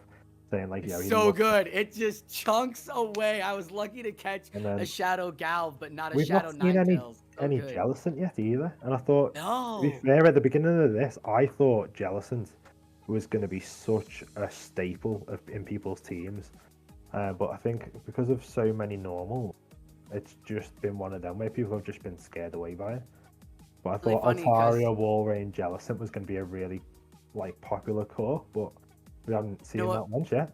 You know what chunks away at all 2 of those Pokemon? Go on. Shadow Galvantula. Galvantula, yeah. So when I was battling at Flash for Everyone's and doing practice runs, you saw Jellicents, but you saw Galvantulas, you saw Charjabugs. Like there was no love for any water typing. Like I'm surprised there's this many Walrein, because the Galvantula and the Charjabug was so heavy in the first week as well. Charjabug, another great Pokemon. I built one, an XL Charjabug. So good. Could take body slams, can handle a sky attack. But then Shadow Galvantula came out and you're like, oh. And another one we haven't seen yet, actually, you think you mentioned it when you were talking about the normal types, was Snorlax. I really enjoyed Shadow Snorlax in this meta. A lot of the double normals. We can move along. But as we're talking here, we're talking the Lick. I like that. But it has that superpower. So this was one of those, you didn't have to give up the Elite TM or go for a Focus Blast Hunt on your Mew. You could just put superpower on your Snorlax there and farm those Psychic downs and then superpower the normals that would come in. So we're getting into the next set of battles here. I believe it is still the same pair. No. Nope, I'm back. Saying bye to Sosa. We've got MVPS Beton. I'm just gonna call them Beton. I've got Seb. Just because again I'm really bad with names, so we're just gonna do it that way. I see a Buzzwole on one side, and you said about Jellicent. Here it is. So Jellicent, there's also only. Oh, have you muted yourself? I can't hear. I did. I accidentally muted myself. I did a Sosa. The only the one normal type on the other side, and the Mew, which will potentially cause it some issues. But the Shadow Ball there from Jellicent would hit the bronze on quite nicely. Will hit the Mew quite nicely. Will probably do enough to the wall rain and that lot. So I think Jellicent's going to be an interesting pick here. What do you think? Really interesting as well, to be honest. I've not seen a Wishcash. I mean, you're picking that over a Quagsire. I can see that. You know, the Blizzard, obviously. Blizzard, I think, is really good. Yeah, so. Technically, it wins the one shields against Altaria, but you're looking at a Mud Bomb bait into Blizzard. It feels good, does it? But if you call that Mud Bomb, you just. But it'll win the zeros, whereas Quag really does. Quag shines in the zeros, it really does. But you've seen how much that does. But shall we move on to the battle, see how this goes? Let's see how Seb does. See if he can get some points back for Peru. Yeah, Peru's going to need to pull some points back here fairly quickly. So we see that Altaria into a Mew. I believe we saw the Mew set in the last game, didn't we? Yeah. The last bout. Dragon Claw, isn't it? Yes. Yeah. So this is a fairly standard Mew set, but it's one that actually handles the Altaria relatively well. Dragon Claw, of course, a fantastically efficient move and super effective against the Altaria. It is non-stab, so it's not going to do as much damage as you would like, but it will start adding up after a while. And in fact, able to just misses out on the CMP tie there. I think he was one turn off, wasn't he? From Seb, yeah. He threw him in between moves. That was nice. And manages to catch on the Greedent because it wasn't a CMP tie. So if I was the Mew there, realizing that the Sky Attack's not going to kill, I don't think I throw that straight away. Do you? No.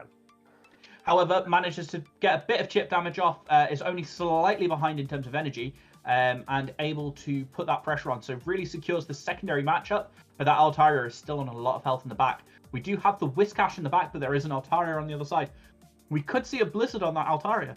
Yeah, I think that it's getting lined up for Seb to throw some Blizzards at the Altaria here. So, but we'll see. Just needs to start. As soon as he starts getting shields, that's going to be the key. So I think it's going to be really crucial as to whether or not Beton starts shielding, or whether it becomes I'm just going to 2-shield the Altaria.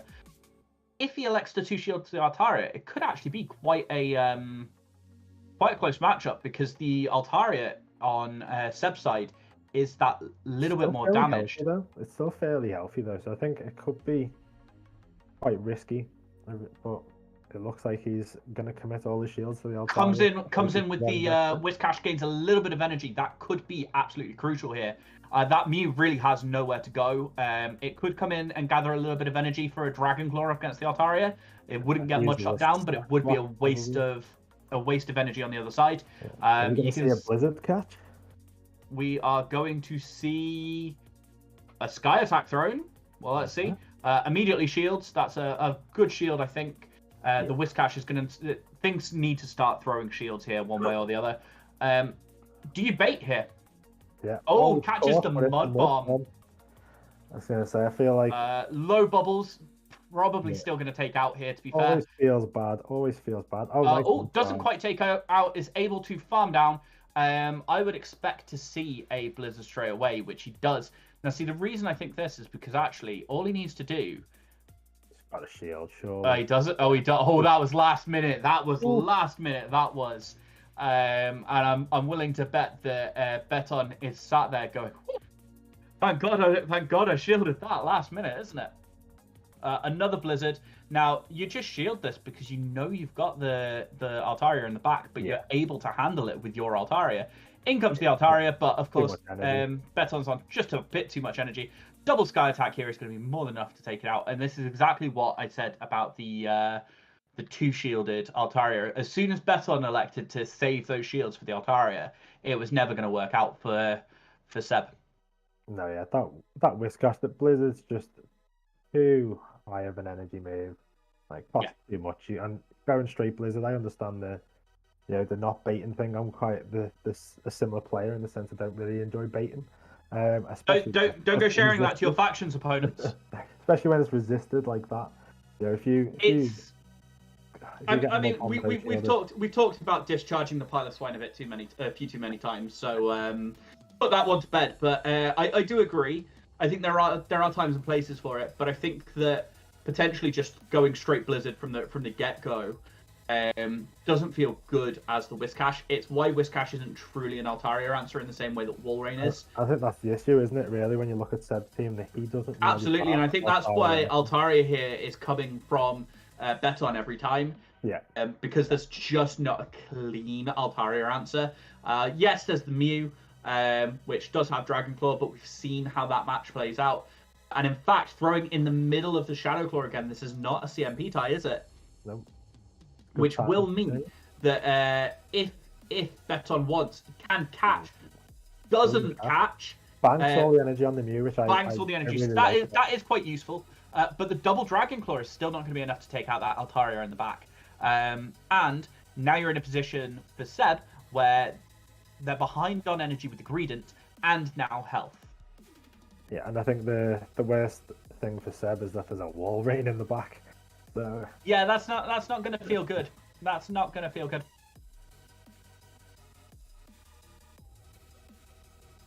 So yeah, this Greedent on Greedent matchup, at least it's a little bit better than an Umbreon mirror match. I'd say I rank it somewhere in between Umbreon and Mandibuzz.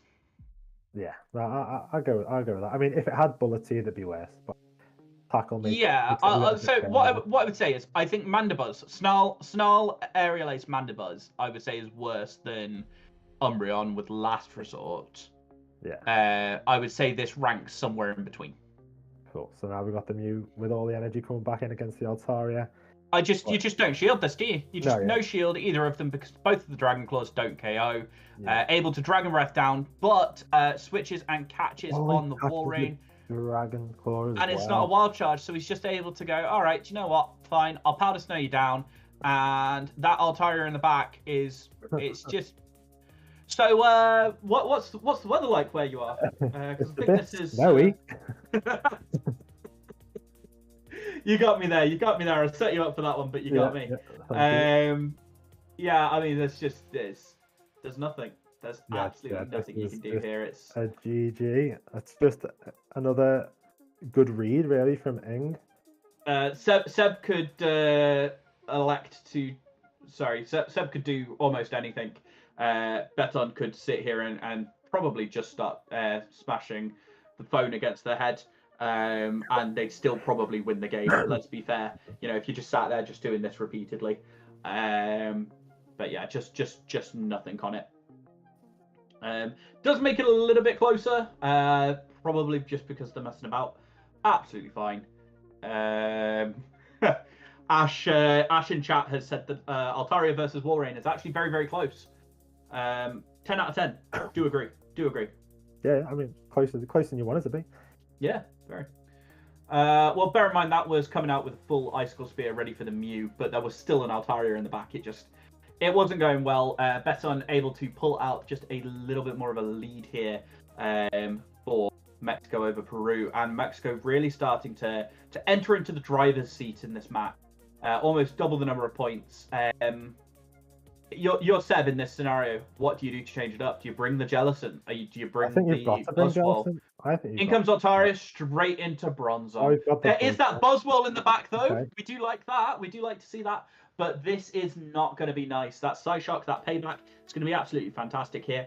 There is a Greedent on both sides and an Altaria, so I reckon that we're going to end up seeing that Altaria up against the Buzzwole, probably with a Sky Attack, 4 times super effective, obviously super effective against Bug, super effective against fighting. Absolutely resisting the counters, the lunges, and the superpowers back. That being said, have you ever superpowered flying type, Ginger Ninja? Of course. Haven't we all? I mean, honestly, I think... I'm pretty sure I've seen you superpower a Jumpluff a few times. I did superpower a Jumpluff a few times. I think it was 3 in that game. Yeah.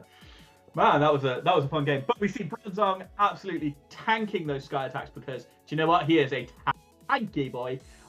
Seb, I think, really should have gone for Switch here. Yeah. Especially knowing what was in the back. In fact, as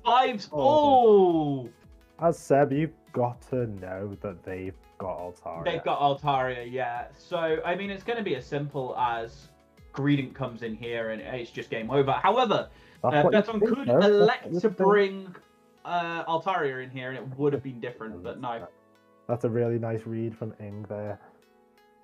Yeah, I think so. Alexa catch the body slam. I think Seb realizing that there is a flyer in the back, realizing that it is going to be, it is going to be rough. Knows that maybe lunging gives the Greedent the opportunity to sort of build up a little bit of energy, and but I don't think it's going to be enough. I can't see Seb managing this one. Shenanigans going on here. I think it feels like a good game. I know that Seb is in chat at the moment, and I know we are talking a little bit of smack here. I do just want to apologise, but we do think that was a little bit of a mistake letting the Altaria go. I think shielding the Altaria would have given you just that better opportunity to end up with Altaria on. Not having any answer to Altaria on your team is really difficult. Not having a clean answer, because I think that Whiscash looks like an answer, Jellicent looks like an answer, but it's not Walrein, it's not Celio, it's not Lapras. Lapras isn't in this cup, is it? I don't know, to be honest. I'm thinking traditional Altaria answers. Ice water, you know what I mean? Like, that's just how you deal with it. So yeah, that was. Walrein. In fact, now double points for Mexico over Peru. This is really starting to turn into a bit of a massacre. I would like to keep it entertaining, keep it interesting. I do hope we see some good battles that go both ways. I really do want to see this be as close as possible. We are seeing Mexico really start to stretch their legs and pull out an advantage. And just from a psychological point of view, it really does become quite something when you've got that many points advantage over your opponents, doesn't it? Because you can start taking risks, playing that risky play that works 1 in a million times.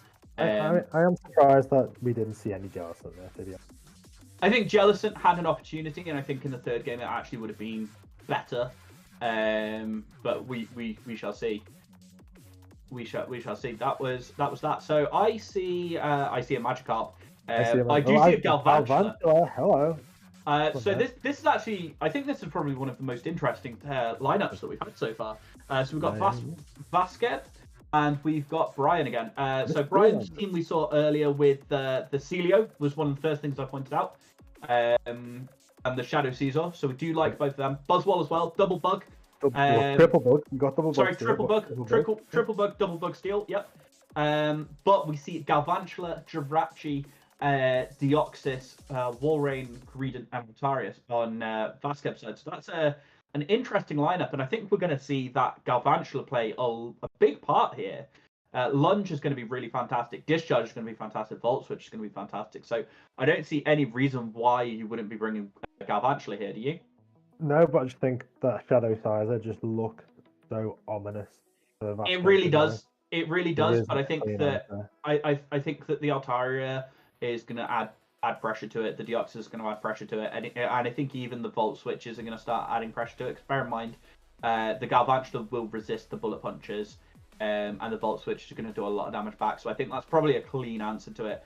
Just a quick, what's the lead here? Call the lead. I mean, you got to lead Galv, right? You gotta go for the Galv lead. I think we see Galv into Shadow Caesar here. So let's see. That'd be a fun lead. Let's see if that's what comes up, but I think we'll see that at least one game here. So we see Deoxys. We see Deoxys into Greedent. We were both wrong. That's fine. But Vasquez has a good lead here. Counter on the Deoxys. The other option is Zen Headbutt, if I remember correctly, which wouldn't be a good option in this particular matchup. No. I've never seen a Deoxys run anything other than counter, have you? Thankfully, no. I feel like I'd be playing in the pits if I did. You never know. Going for the Rock Slide. Would you Rock Slide here or would you Psycho Boost? I don't mind the Rock Slide here. You potentially force the shield and then fix the shield, which I think is really good, and then you get to the Psycho Boost here. So actually throw. Oh, got a little bit greedy. I don't think this is worth a shield. I don't think this is worth a shield. It's really bad, but I don't think it is. What's coming in with here? You've got to come in with Greedent, right? Greedent would be good. Oh, they come with Altaria. That's fine. Comes in with Altaria. See, I like Altaria because I think the Dragon Breath is slightly more oppressive. The single body slam isn't going to do a lot. The Dragon Breath is a bit more oppressive, and for example, Caesar couldn't switch in here. No. I mean, I just think that the chances of Brian bringing Celio are slim to none. In comes the Altaria, straight for the Moonblast. Now you are up a shield. I think this is quite a risky Moonblast. I think double Sky Attack's probably a better shot. However, goes for it, lands it, fantastic. In comes the Wormadam. So we've seen this matchup play out a couple of times. It's a bit of an interesting one because it will depend a little bit on the crunch debuff here. Yeah, I think if we can get the debuff, then you're feeling okay. But if you don't, then bear in mind, Vaskep is up a shield, able to leverage that shield advantage here into flipping switch or potentially setting himself up to farm down with the Altaria, able to then throw a Sky Attack into the Altaria on the other side. Looks to throw crunch here. That's probably the play that you want from Anderson. I mean, you probably need the energy lead on if you're able Altaria. to KO the Wormadam here, which obviously does get the defense pull. So now actually I'd say save the shield for the Altaria, farm down with the Dragon Breaths, and then Moonblast or Sky Attack into the Altaria. Yeah, I think as Anderson there, you can't be shielding that. I think you have to commit to. Throws the body slam. Good shout. You have to commit to the shield to your own Altaria. With the defense fall, the body slam is going to do more damage. Obviously, normally resisted. Able to do it. Comes in with the Altaria. This is going to be quite close. The Altarias could end up in a Dragon Breath down. Oh, that was in fact just on it. And bear in mind that Wormadam it's a one-turn move. Oh, bloody hell. That must have been insane. It wouldn't surprise me actually if that ended up in the dispute range, just because it looks like the one turn may not have gone through from the Dragon Breath. Yeah. You know, there's that bug where if a Pokemon comes in after fainting, it gets that one turn lag. That may have been what happened there. However, I'm not a referee for Gymbreakers anymore, so I'm not going to go into that. Okay, Altaria, Mira. Still no Galvan. Which one of these is going to be the Golden Goose? And which one's going to be a Duck Egg? Anyway, moving onwards. A pretty standard team, this, to be fair. You got the Altaria, DD, and Green in the back. Really safe line of three for this meta. Absolutely. Do you like to go Sky Attack in this mirror match, or do you like to go Moonblast? I'm quite aggressive, so I like the Moonblast. I like to go straight for the Moonblast because you're going to force either shield or switch. Forces shield, gives up switch. Interesting choice. Yeah, but a good opportunity to gain a lot of energy on the Deoxys. The problem that I have with Deoxys, I've said it before, I'll say it again. They've switched it in. Psycho Boost is now a much worse move. It's now a liability more than anything else. Yeah, I mean, but luckily they've got the Wormadam in, so Rock Slide is the move that you're going to be wanting to throw. But absolutely. Fights are going to start yunking. I mean, they're probably going to commit to the full bug bite down here, I think. Don't need to shield. I mean, they can't afford to shield, to be fair. I don't think they can afford to shield. That Deoxys, though, is really just going to get bug bit down. Doesn't quite make it to the Psycho Boost. But see, the thing is that the Altaria could just come in here, eat the energy, or you can come in with the Wormadam. You could come in with the Greedent. Yeah, eats the energy. Yeah. He's just going to tackle down, isn't he? Yeah. And I think this is going to put... Anderson probably swaps out himself. The Greedent upper shield, there's not going to be a lot that can handle the Greedent upper shield. In comes the Greedent of his own. There's a sack swap in here, or clearing a defense debuff, I think is the real way to flip this. Yeah, that's why they were happy for their Worm to get tackled down, because they know. No, absolutely. And it's always awkward as well with one-turn moves. Like you feel like the chance of someone catching is heightened, obviously, because you can't throw in between someone's move, and a pause doesn't work either because you're both on the same. It's like a level playing field, so. Absolutely. It's a massive change. So throwing the body slam there, using the shields, because you've got to use them to leverage this matchup.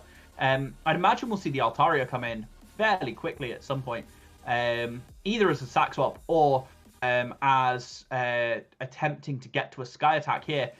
Oh, that body slam should be enough to KO, I believe. yeah.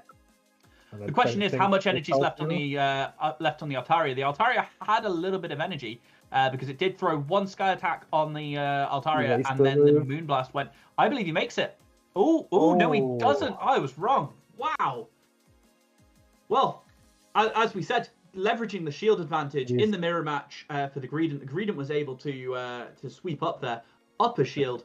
Another win for Mexico, which is starting to look imperious at this point. Yeah, but I mean, I feel like they were really well played by both people there. Both battlers. Absolutely, no fault on either side. Nobody made a clear mistake. Not seeing the Shadow Sizer from Brian Anderson, I don't see there being an answer. Buzzwole into Greedent. This is a really, really good matchup for Brian. And actually, in comes the DarkIcee. Doesn't elect to build up a little bit of energy. Doesn't elect to throw a lunge. Brings in the Wormadam. Thoughts? Wow. I mean, I'm just looking at the Altarias in the back as well, to be honest. So this feels like it could be a very close one as well. So I think that if Brian's able to maintain switch alignment, which it looks like they will be able to, having some energy on the Buzzwole and being able to throw a lunge on the Altaria would be the win condition for me. Like that's where if I were playing this perfect knowledge, that's what I'd be looking at is okay, right? Yeah, the Altaria could be the flip here. I either want to leverage some advantage one way or the other. Shield advantage, swap advantage. Basket, though, can you get to a double Psycho Boost here and flip switch? Yes, in fact you can. The first one wouldn't KO. The second one will. Bear in mind they are double resisted and debuffed now. Yeah. It should still be enough though, surely. Oh yeah, this will definitely KO. And now you're looking pretty as Vasquez, the fact that you've kept that Greedent away from the Buzzwole. Yep, able to keep the Greedent safe, which should be good. Comes back in, so I'd expect we're going to see a straight swap into the Altaria because Brian already knows that the Altaria is coming in here. Immediate swap, throws a counter, then swaps. In comes the Altaria. That Altaria is running Dragon Pulse. Have you noticed? Oh wow, that's an interesting one. That's a classic move. That is back from pre-Community Day when Dragon Pulse really was the move to be throwing. Throws a Sky Attack knowing that that softening this Altaria up is quite useful, but knowing also that there's no real play for the Buzzwole versus the Altaria. As in here, you can farm up to a couple of moves, potentially even farm down. Well, to be fair, I think if I was the Greedent, I'd want to be as low as possible. Oh yeah, definitely. Because the only way here that the Greedent is farm down. Yeah. It's gonna tank a single body slam for sure. Not sure that this counter is gonna KO. I think it'll survive sort of 1-2 HP. What do you think? I think it dies. Yeah. Oh, it did. Lunge is going to do absolutely no damage whatsoever. Massively resisted. I would like to see a throw of a superpower just to see how much damage this actually does, but it will certainly not be anywhere near enough. I mean, counters are still adding up. In fact, we throw a superpower. We throw in a superpower. Buzzwole does have quite high attack stat. Altaria is good, but let's see how much this is going to do. Is it enough? Is it enough? It is. Oh my god! It is. We saw it. We saw superpower flying type. We spoke about this. We literally just spoke about this. We did. We this said is how you win superpower flying people. type. Oh, Peru able to pull a point back on the board. I thought there was no way back there. I thought there was no way back there, to be honest. It was. I wasn't sure. Yeah, I think it was one of those ones. I think I think softening up the Altaria, I understood the play, but I thought personally you should have just banked the Sky Attack. The Dragon Breaths were enough. No, I agree. Bank the Sky Attack, so you've got that for the Buzzwole. Your Greedent can, you came out with 2 moves on the Greedent which you couldn't use because the Buzzwole counted you down. I think they overplayed it. I think it was a really cut and dry, very simple win there. like especially after flip and switch. Like you work so hard to flip switch, and then you just and they did so well with it as well. Yeah, yeah. But yeah, it's one of those ones where sort of you look at it and go, well, all right, that didn't work really the way that I wanted it to. I mean, obviously, you're never going to look at that as the Altaria user thinking, oh yeah, this Buzzwole is going to take out my Altaria. Like, obviously not. But I just think it was just the little bit of energy, the extra energy that they were able to get really did flip back. Because bear in mind that was a CFP tie at the end as well. Yeah. So the single counter that they were able to throw earlier. So we've seen maybe throwing the Sky Attack into the Altaria. Yeah, I mean that there you go, straight there. I do believe we're moving on to the next one, and are we keeping with the same casters? Yep, cool.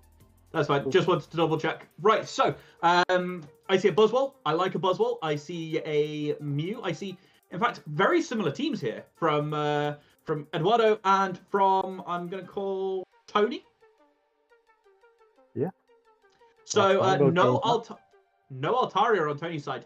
There is a Jirachi on each side. There's a Buzzwole on each side. There is a Walrein on each side. There is a Greedent on each side. There is a Mew on each side.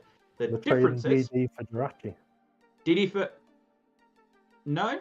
Sorry, DD for Altaria. I don't know why I said DD for Altaria. Which would you rather have in this meta, DD or Altaria? Altaria all day long. Which would you rather have against this team, DD or Altaria? I still think Altaria. Yeah, fair. It's only the Walrein, isn't it? And a Greedent, and yeah, fair enough. Pick a lead. Go on.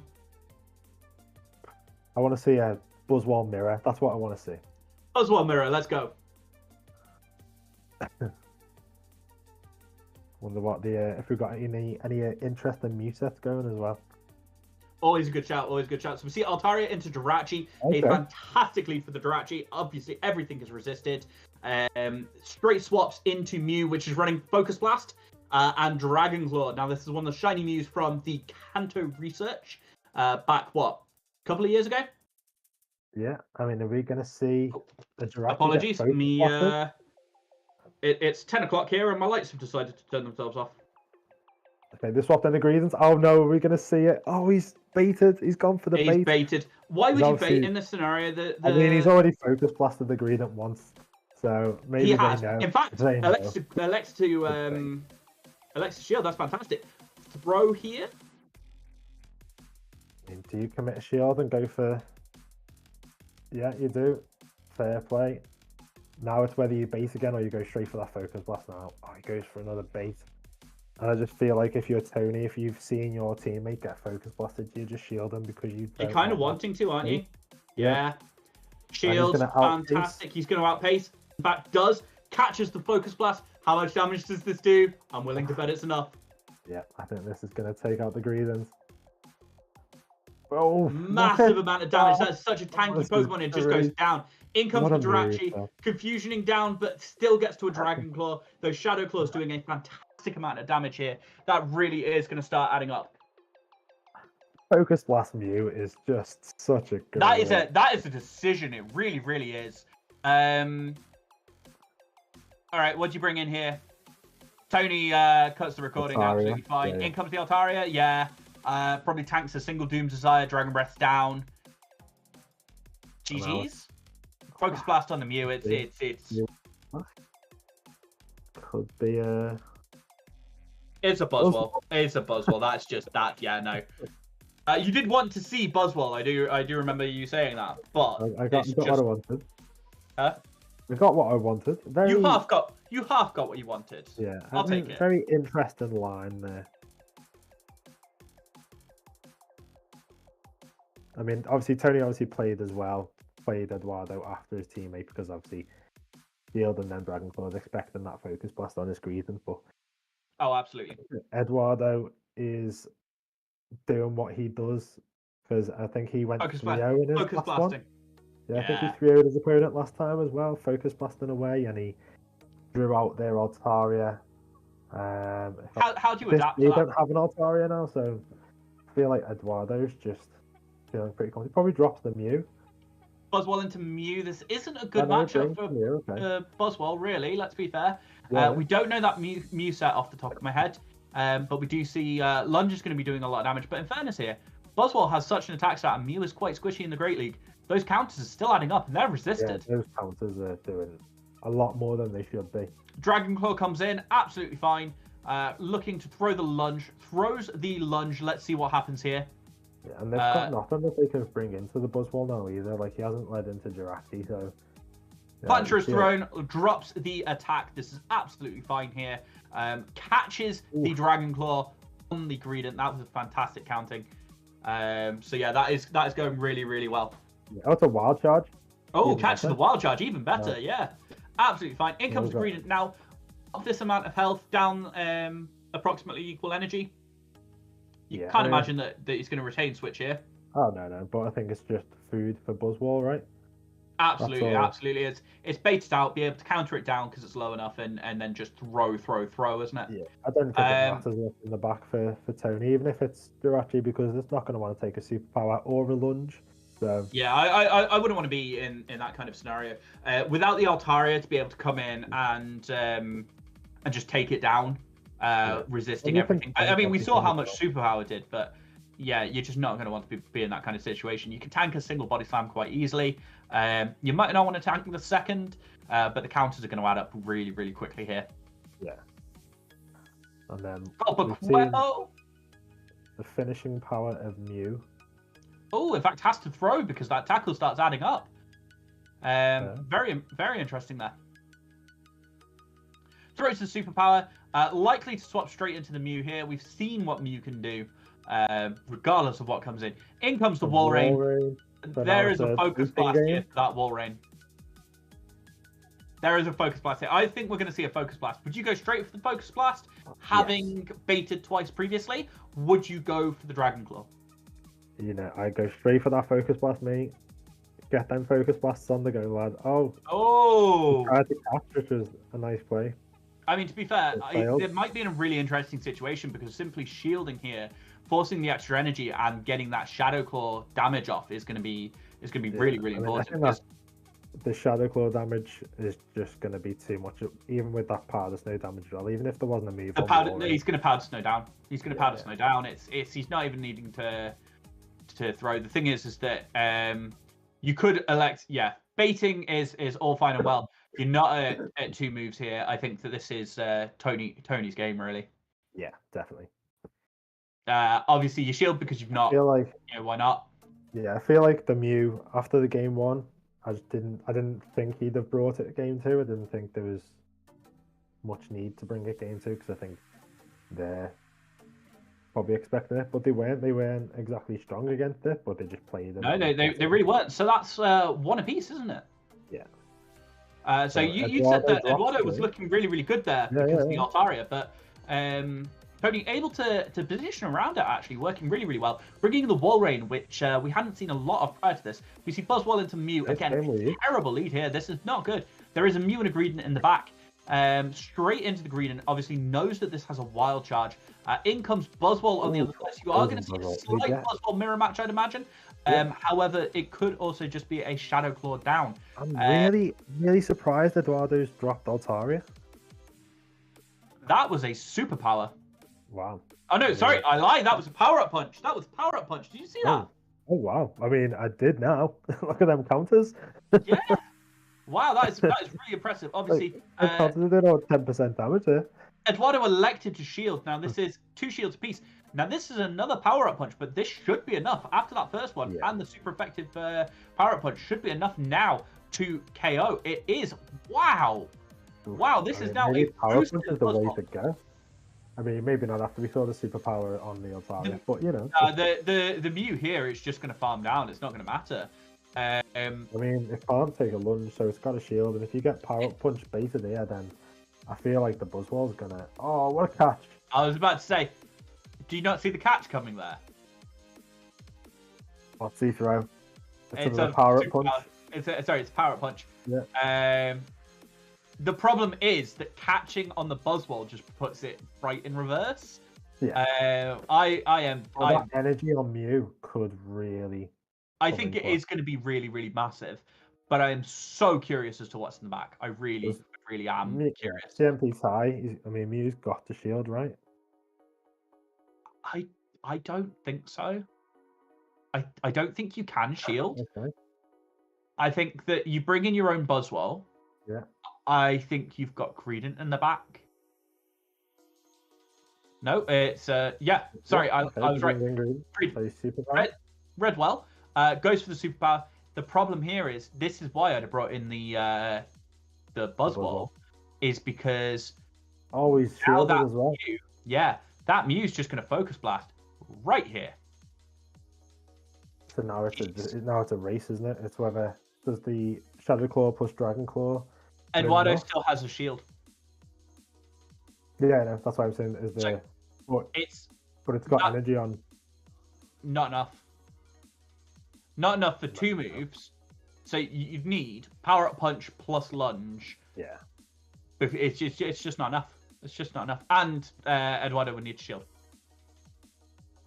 Really, really well played there from Tony. So, in fact, expecting Altaria to be a liability, really, as much as anything else. Eduardo expected Tony to obviously adjust for an Altaria, and Mew just did Mew things, especially with that Focus Blast. That was a thing.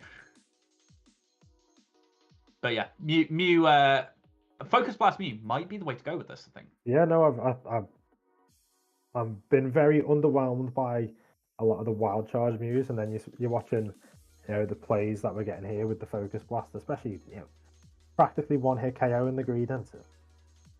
Well, I think so. The thing is that Wild Charge is a really, really powerful move. Yeah. It's a staple on Mew throughout wherever it's played. The problem is that the debuff makes it quite difficult to play around. You have to be good at playing around it, but also that it only really hits the water types. When it goes off against a Greedent, for example, it's just not a lot of damage. No, it feels like it's quite an underwhelming move when it's non-stab. Yeah. Whereas Focus Blast. Focus Blast is never underwhelming. No, let's just put it that way. No, So we'll say goodbye to Ojinja Ninja for a little bit. Get out, and we'll bring back Sosa. Hello, Sosa. Welcome back. You were just sat there waiting, weren't you? The entire time, just sat there. Yes, I was not away, and I don't want Ninja to stay a little bit longer. Thank you, Ninja. So we see Castile Rock again. Saw this player earlier, but we also see Sammy now. This time, instead of having the Whiscash instead of the Walrein, we've got Whiscash and Walrein on this side. The Mud Bomb's obviously going to be quite useful against the Bronzong, because unlike in the main series game, Bronzong does not have Levitate and is weak to ground types. But the Blizzard could catch that Altaria out, and when you're not using it as your only Altaria answer, it is quite good. I really don't like Whiscash. I really think Whiscash was just a first show thing. If you don't land that Blizzard, Whiscash is really useless. You'd be better off with Tackle, Greedent, Tackle, Miltank, which is why they have it. So I'm really confused as why the Whiscash is here. I feel like this battler is going to be playing with just 5 Pokemon. Yeah. But really, we've only seen 4 or 5 Pokemon from battlers anyways. It does feel like that, doesn't it? I don't even expect Bronzong to play because that Mew is there, and so is the DD, and so is that Miltank. Again, we don't know what this Miltank is rocking, so maybe Bronzong won't be revealed until we see that Miltank's rocking rollout. But the bug biting Wormadam has been so dominant and so powerful for a lot of teams for Peru. I'm excited to see it on Mexico's team now and see if they're going to be rocking that bug biting with Confusion as well. But he's, strong, a lot of steel here on Castle Lee Rock's lineup where there's not that much steel. So maybe that Defense Deoxys comes in and that draws out that Wormadam. Shall we just quickly say hello to Final Boss AJ's niece, who is watching, and the reason why Final Boss AJ can't be on stream tonight. So hello, niece. Apparently, there is some disrespect to Whiscash here. We aren't disrespecting Whiscash. It just very much informed earlier. This is not Big Daddy Cash's meta. Like, please, it's there's really no not, disrespect to it. This is just not its meta, all right? Like, if it was, you would have seen it, but it's not, okay? Yeah. Should we see how this game lines up? Let's get into them. Let's do this. Are you a Pokemon nicknamer, Sosa? Do you like to nickname your Pokemon? I do. My Whiscash is named Harvey because as a catfish, they suck on the side of fish tanks, don't they? So it's a Harvey Wallbanger. We see Mew into Deoxys. Good lead for Mew, bad lead for Deoxys. In comes that full Ice Beam Miltank. That's going to be quite useful to know if the Miltank ends up against either the Altaria or the Walrein. Obviously, different moves covering off it. In comes Miltank on the other side. They are both running the same moveset: Tackle, Body Slam, and Ice Beam. The Mew elected to throw a move before switching just to guarantee switch here in Sammy's favor.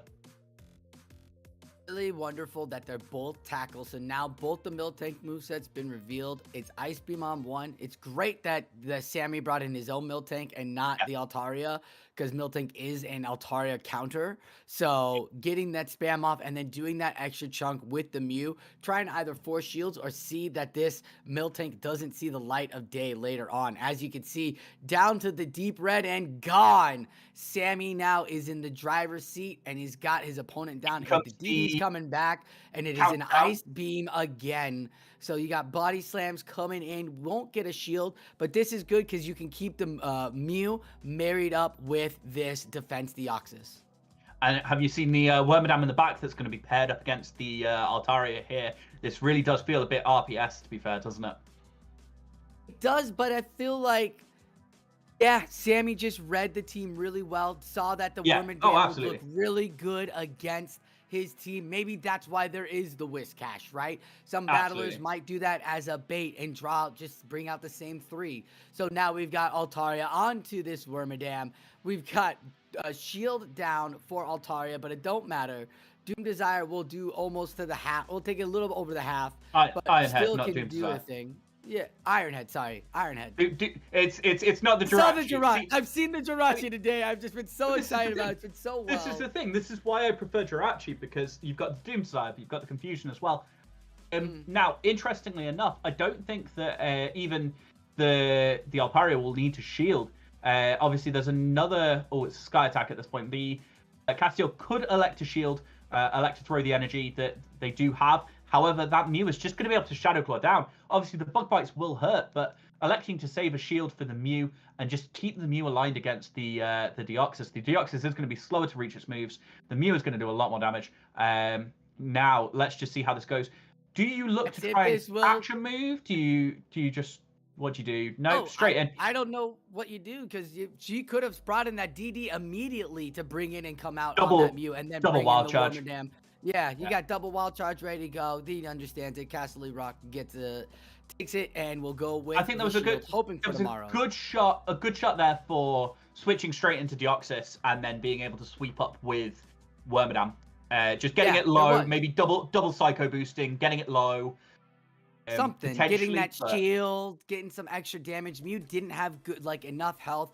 The timer was up there. DD could have done it, but Sammy takes a W, realizes that the Wormadam was going to come and brought the Altaria in the back and took it. So now Altaria. Good recognition from Peru. Altaria into Altaria is a interesting lead. We see the Wormadam and the Celio. We also see the Deoxys and the Miltank. So that Miltank is kind of got nowhere to go except against the Altaria here, does it? You think that Body Slam is resisted by Wormadam, Ice Beam is resisted by Wormadam, and Ice Beam's also resisted by Celio, so it's just going to be Body Slam central on that point. The Celio is quite a bulky Pokemon. So first shield will come out for the Altaria for Rock, and now the Miltank. Throws a Sky Attack just to soften it up a little bit. I wouldn't be surprised to see the Wormadam come in here. Which will, by the way, leave the Wormadam away from that Deoxys in the back. So Sammy baiting out the Wormadam, recognizing that it is a good counter for the Deoxys, and knowing that actually baiting it out and then cleaning it up with the Altaria before moving in with the Deoxys to sweep might be the play. Now that counter is going to be super effective against the Celio in the back. Kind of dangerous because you still don't know what that third Pokemon is, so it's still a Mew could be in the back. So it is dangerous, but I think it's clever. It is clever, but we'll see because it is DD for Sammy and Celio in the back for Castle Rock, and the DD's attacks aren't gonna want to be seen by that Celio at all. Even the defense dropping Psycho Boost, or the attack dropping Psycho Boost won't be good. Down a shield as well. Obviously, this Wormadam has a lot of energy, but it's just going to get wasted. It's just, you know, I don't think it really matters here. You could even look to try and snipe with the Altaria here. Nope. Alexa, take in for it. That's absolutely fine. Alexa, take the move. There was a slight bit of lag there. You can see that it looks like a bug bite went through. Graphically on the screen, there was just a slight sliver of damage before the move, but the Deoxys didn't manage to throw a counter. But in comes the Altaria, goes for the Sky Attack. That Altaria is going to take a shield here from Sammy. Sammy is probably going to switch. Yep, does in fact switch. Brings out the Celio. Now this is actually quite bad here. The Celio is going to manage to Powder Snow down. Ooh. In fact, throws the energy. This will KO even through a shield, so that's a mistake. I don't think KOs so. through the shield. KOs through the shield. Shields do 1 HP damage. And that is game. I think that having the shield might have made a difference here. Not having the shield, I think, is just going to be a bit too much. This was well played by Sammy. We saw that it was DD and Celio in the back and not looking good for Castle Rock. But Castle Rock was able to adjust. Castiel has done a fantastic job. Able to make the adjustments and get the W.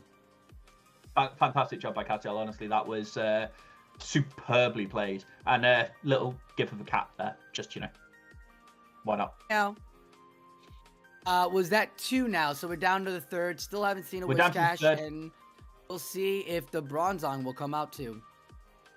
I'd imagine that we're just going to see the Altaria, the Celio again. They're just such a solid little core here.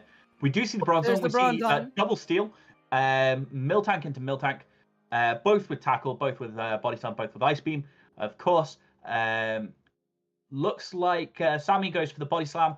Castiel clearing notifications whilst it's on, knows that they're not shielding, has it all in hand, cool as a cucumber, carries ongoing, builds up a lot of energy, for whatever reason, elects to both of them switching and catching. We've got a feint attack Bronzong into a Deoxys. Bronzong hits the payback. Interesting moveset here, but the feint attack, getting the because you can't guess the counts, and that payback goes through, but doesn't KO defense. Deoxys. Rock Slide's going to do nothing, and that feint attack is just going to KO here. So all that energy that Deoxys has just gone to waste. What do you bring in? There's nothing clean to answer this Bronzong. Inspired choice here from Castiel Rock, to be fair. The Bronzong just doesn't have a decent answer on Sammy's team outside of that Whiscash. And this, I think, is where Daddy Cash would have been really, really good. Just to come in, build up a lot of energy. But unfortunately, in comes the Altaria. The Dragon Breaths are resisted. The feint attacks start to add up. The Psyshocks start to add up. Does manage to Dragon Breath down just before the second Psyshock. Incredibly close, but able to take it out. That Miltank has a lot of energy. There's a full health Wormadam in the back and 2 shields still in play on both sides. Comes in, goes straight for the body slam. If you are Sammy, do you shield this? Sammy obviously does. You got to start shielding something, don't you? That's the problem. Now, obviously, it was a CMP tie. Oh no, it wasn't a CMP tie. Sammy overtaps, takes the second body slam. Elects not to shield, absolutely fine here. Should be more than enough to survive. Does in fact survive, goes for a Sky Attack. Is that back-to-back Sky Attacks? The question is here, does Castiel start to shield? Elects not to shield. Now, bear in mind, Castiel has perfect information at this point. Recognizes that there's Wormadam in the back. Probably wants to save a shield for this. Does in fact save a shield for the Sky Attack. Now, that Wormadam is up against the Miltank in the back, which does have some energy, but doesn't have the moveset to hurt the Wormadam. And this is over. Castiel has put Mexico up to 20 points. Great play by Castiel throughout the entire battle here. Energy left on the Wormadam, but it looks like the Miltank by Sammy is going to be able to just spam off some more extra damage, and the tackle is just going to do what it's got to do. Yeah. But it's not going to be enough, as Wormadam can just farm this down still with the shield, gets to that last Iron Head, gets the last shield off of the Miltank. So it looks, oh, there's still a shield on Miltank. This Miltank could actually flip this matchup, and we could see a tank on a swap in something like that. So be aware and be prepared for that. As the last body slam comes through, we're going to see the last shield from Wormadam. Switchcock's not quite up. That Altaria is just a bit too far away. The Iron Head here, enough to take out the Miltank, surely. And that Altaria is just that little bit too low to be able to do anything. Dragon Breaths are resisted. The Wormadam is just that little bit too healthy. The Bug Bites should be enough to take out the Altaria here before the Dragon Breaths are able to take it out. Close, but no cigar. Well, Bronzong with Feint Attack, a great one-shot, one-win. It was a real, it was a real surprising Pokemon to bring out, and I think that the moveset in particular, but also just Bronzong at that particular point, Sammy just had no answer to it, because the previous times Whiscash had looked so bad, and I'm wondering if that was maybe Castiel's plan to begin with. Maybe that was Sammy's plan to begin with. Well, who knows? Yeah. No, what we know is that make Sammy's Whiscash look bad. Make Sammy's Whiscash look bad. Not saying Whiscash is bad, just not its meta. Yeah, I'm ready for the next matchup. Let's see who we've got. Let's go to the next one. Great. We've got Vasquez and we've got Seb. Seen both of these players before. Whiscash. We've seen both of these players before. Yeah, I didn't get to see a Galvantula yet, so I'm excited. And the Jealousy. I would like to see the Galvantula. Pass this out. Oh, Galvantula's coming. Yeah. Look at that team and tell me Galvantula isn't coming. And then I'll tell you why you lost the Nayad Cup. Galvantula will lead in this meta, for sure. In this, you'll lead it, and then save swap it in. I'd like to see twice. Yeah, I'd like to see Galvantula here. And if I'm Seb, I'm leading Altaria. Like, even if you lead Altaria, the Galvantula's discharge does half of Altaria's health, and those volt switches add up. Yeah, you might have to sacrifice a shield, but at the same time, like, if you can get that Altaria off the table or really low and make a safe swap and do some dancing around with energy in the back on Galvantula, you can terrorize literally every one of those Pokemon. Absolutely. But I also think so, from my point, I think I'm going Altaria, and I think I'm going Jellison. Okay, Jelly. Well, depends. Yeah. What is this Jelly running again? Do you remember?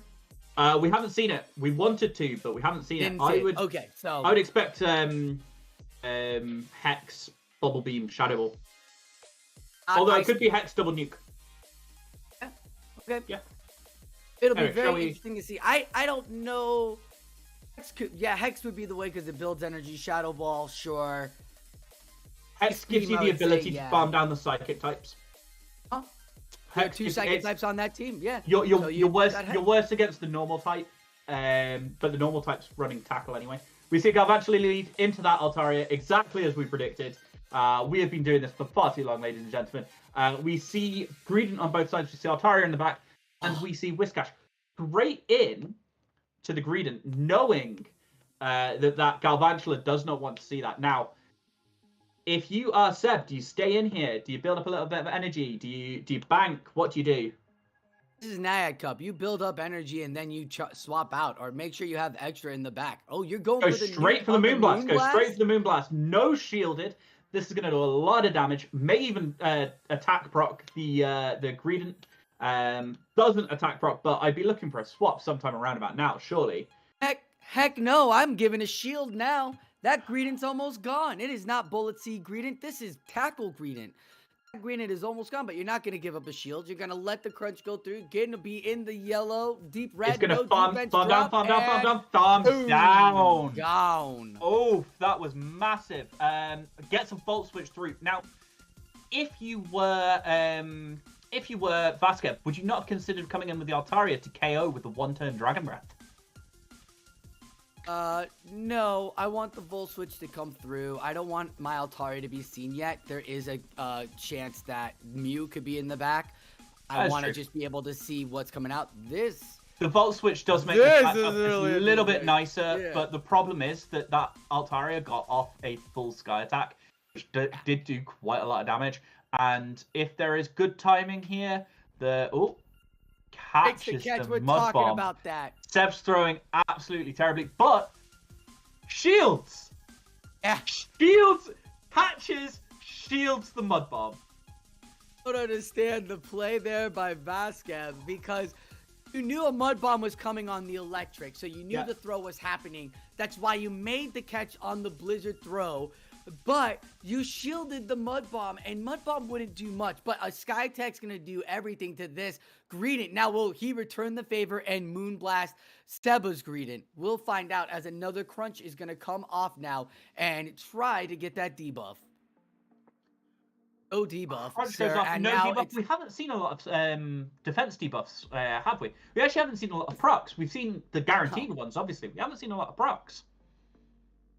As another body slams go through, none of the Scissors, Night Slashes proc, none of these Crunches have proc, and it has been a huge factor in a lot of matchups. We're going to see the Moonblast now returning the favor.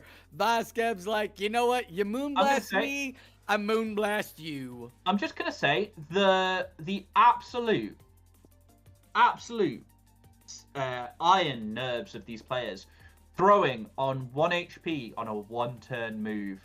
Just swapping out. Well, I can't bring myself to do that. Like, have a little bit of faith that the game is gonna break. You know what I mean? It breaks all the time. Can you think that it would work in your favor ever if it's never done it? No. If 6 out of 10 times it's gone in the way of the fast turn? 6 out of 10? 10 out of 10. I've never. You push it that late, like you get that, you know that weird like critical hit thing that Niantic does, where it's like the fast move does a little bit extra damage and like just enough to KO you. Yeah. It's that, and it's like, well, hang on a second. Had to match you up because they had to even the turn, but the turn gave the KO point damage. You're like, what the hell? The Whiscash does end up on top at the end. The Galvantula lead did not work, so now we have alt into Greedent here. There's an Altaria in the back, and there's a Walrein in the back. Sitting on the bench. There's a Walrein in the back. There's a Walrein in the back for Vasquez, which could be lined up against Seb's Altaria. It really is going to depend how this primary matchup plays out. Whether a Moonblast is thrown and shielded, whether we're looking, no shield on the Sky Attack bait, whether the Altaria elects to switch out into the Greedent potentially. This is a crucial part of this matchup, actually. Elects to no shield this body slam. This is now going to put the advantage firmly in Seb's favor. Do you shield the Sky Attack and farm down? No, you elect to give up switch, which is just going to be but I like this play. I like this. He play switches into green. Yeah, I like this play. Draw out that Whiscash.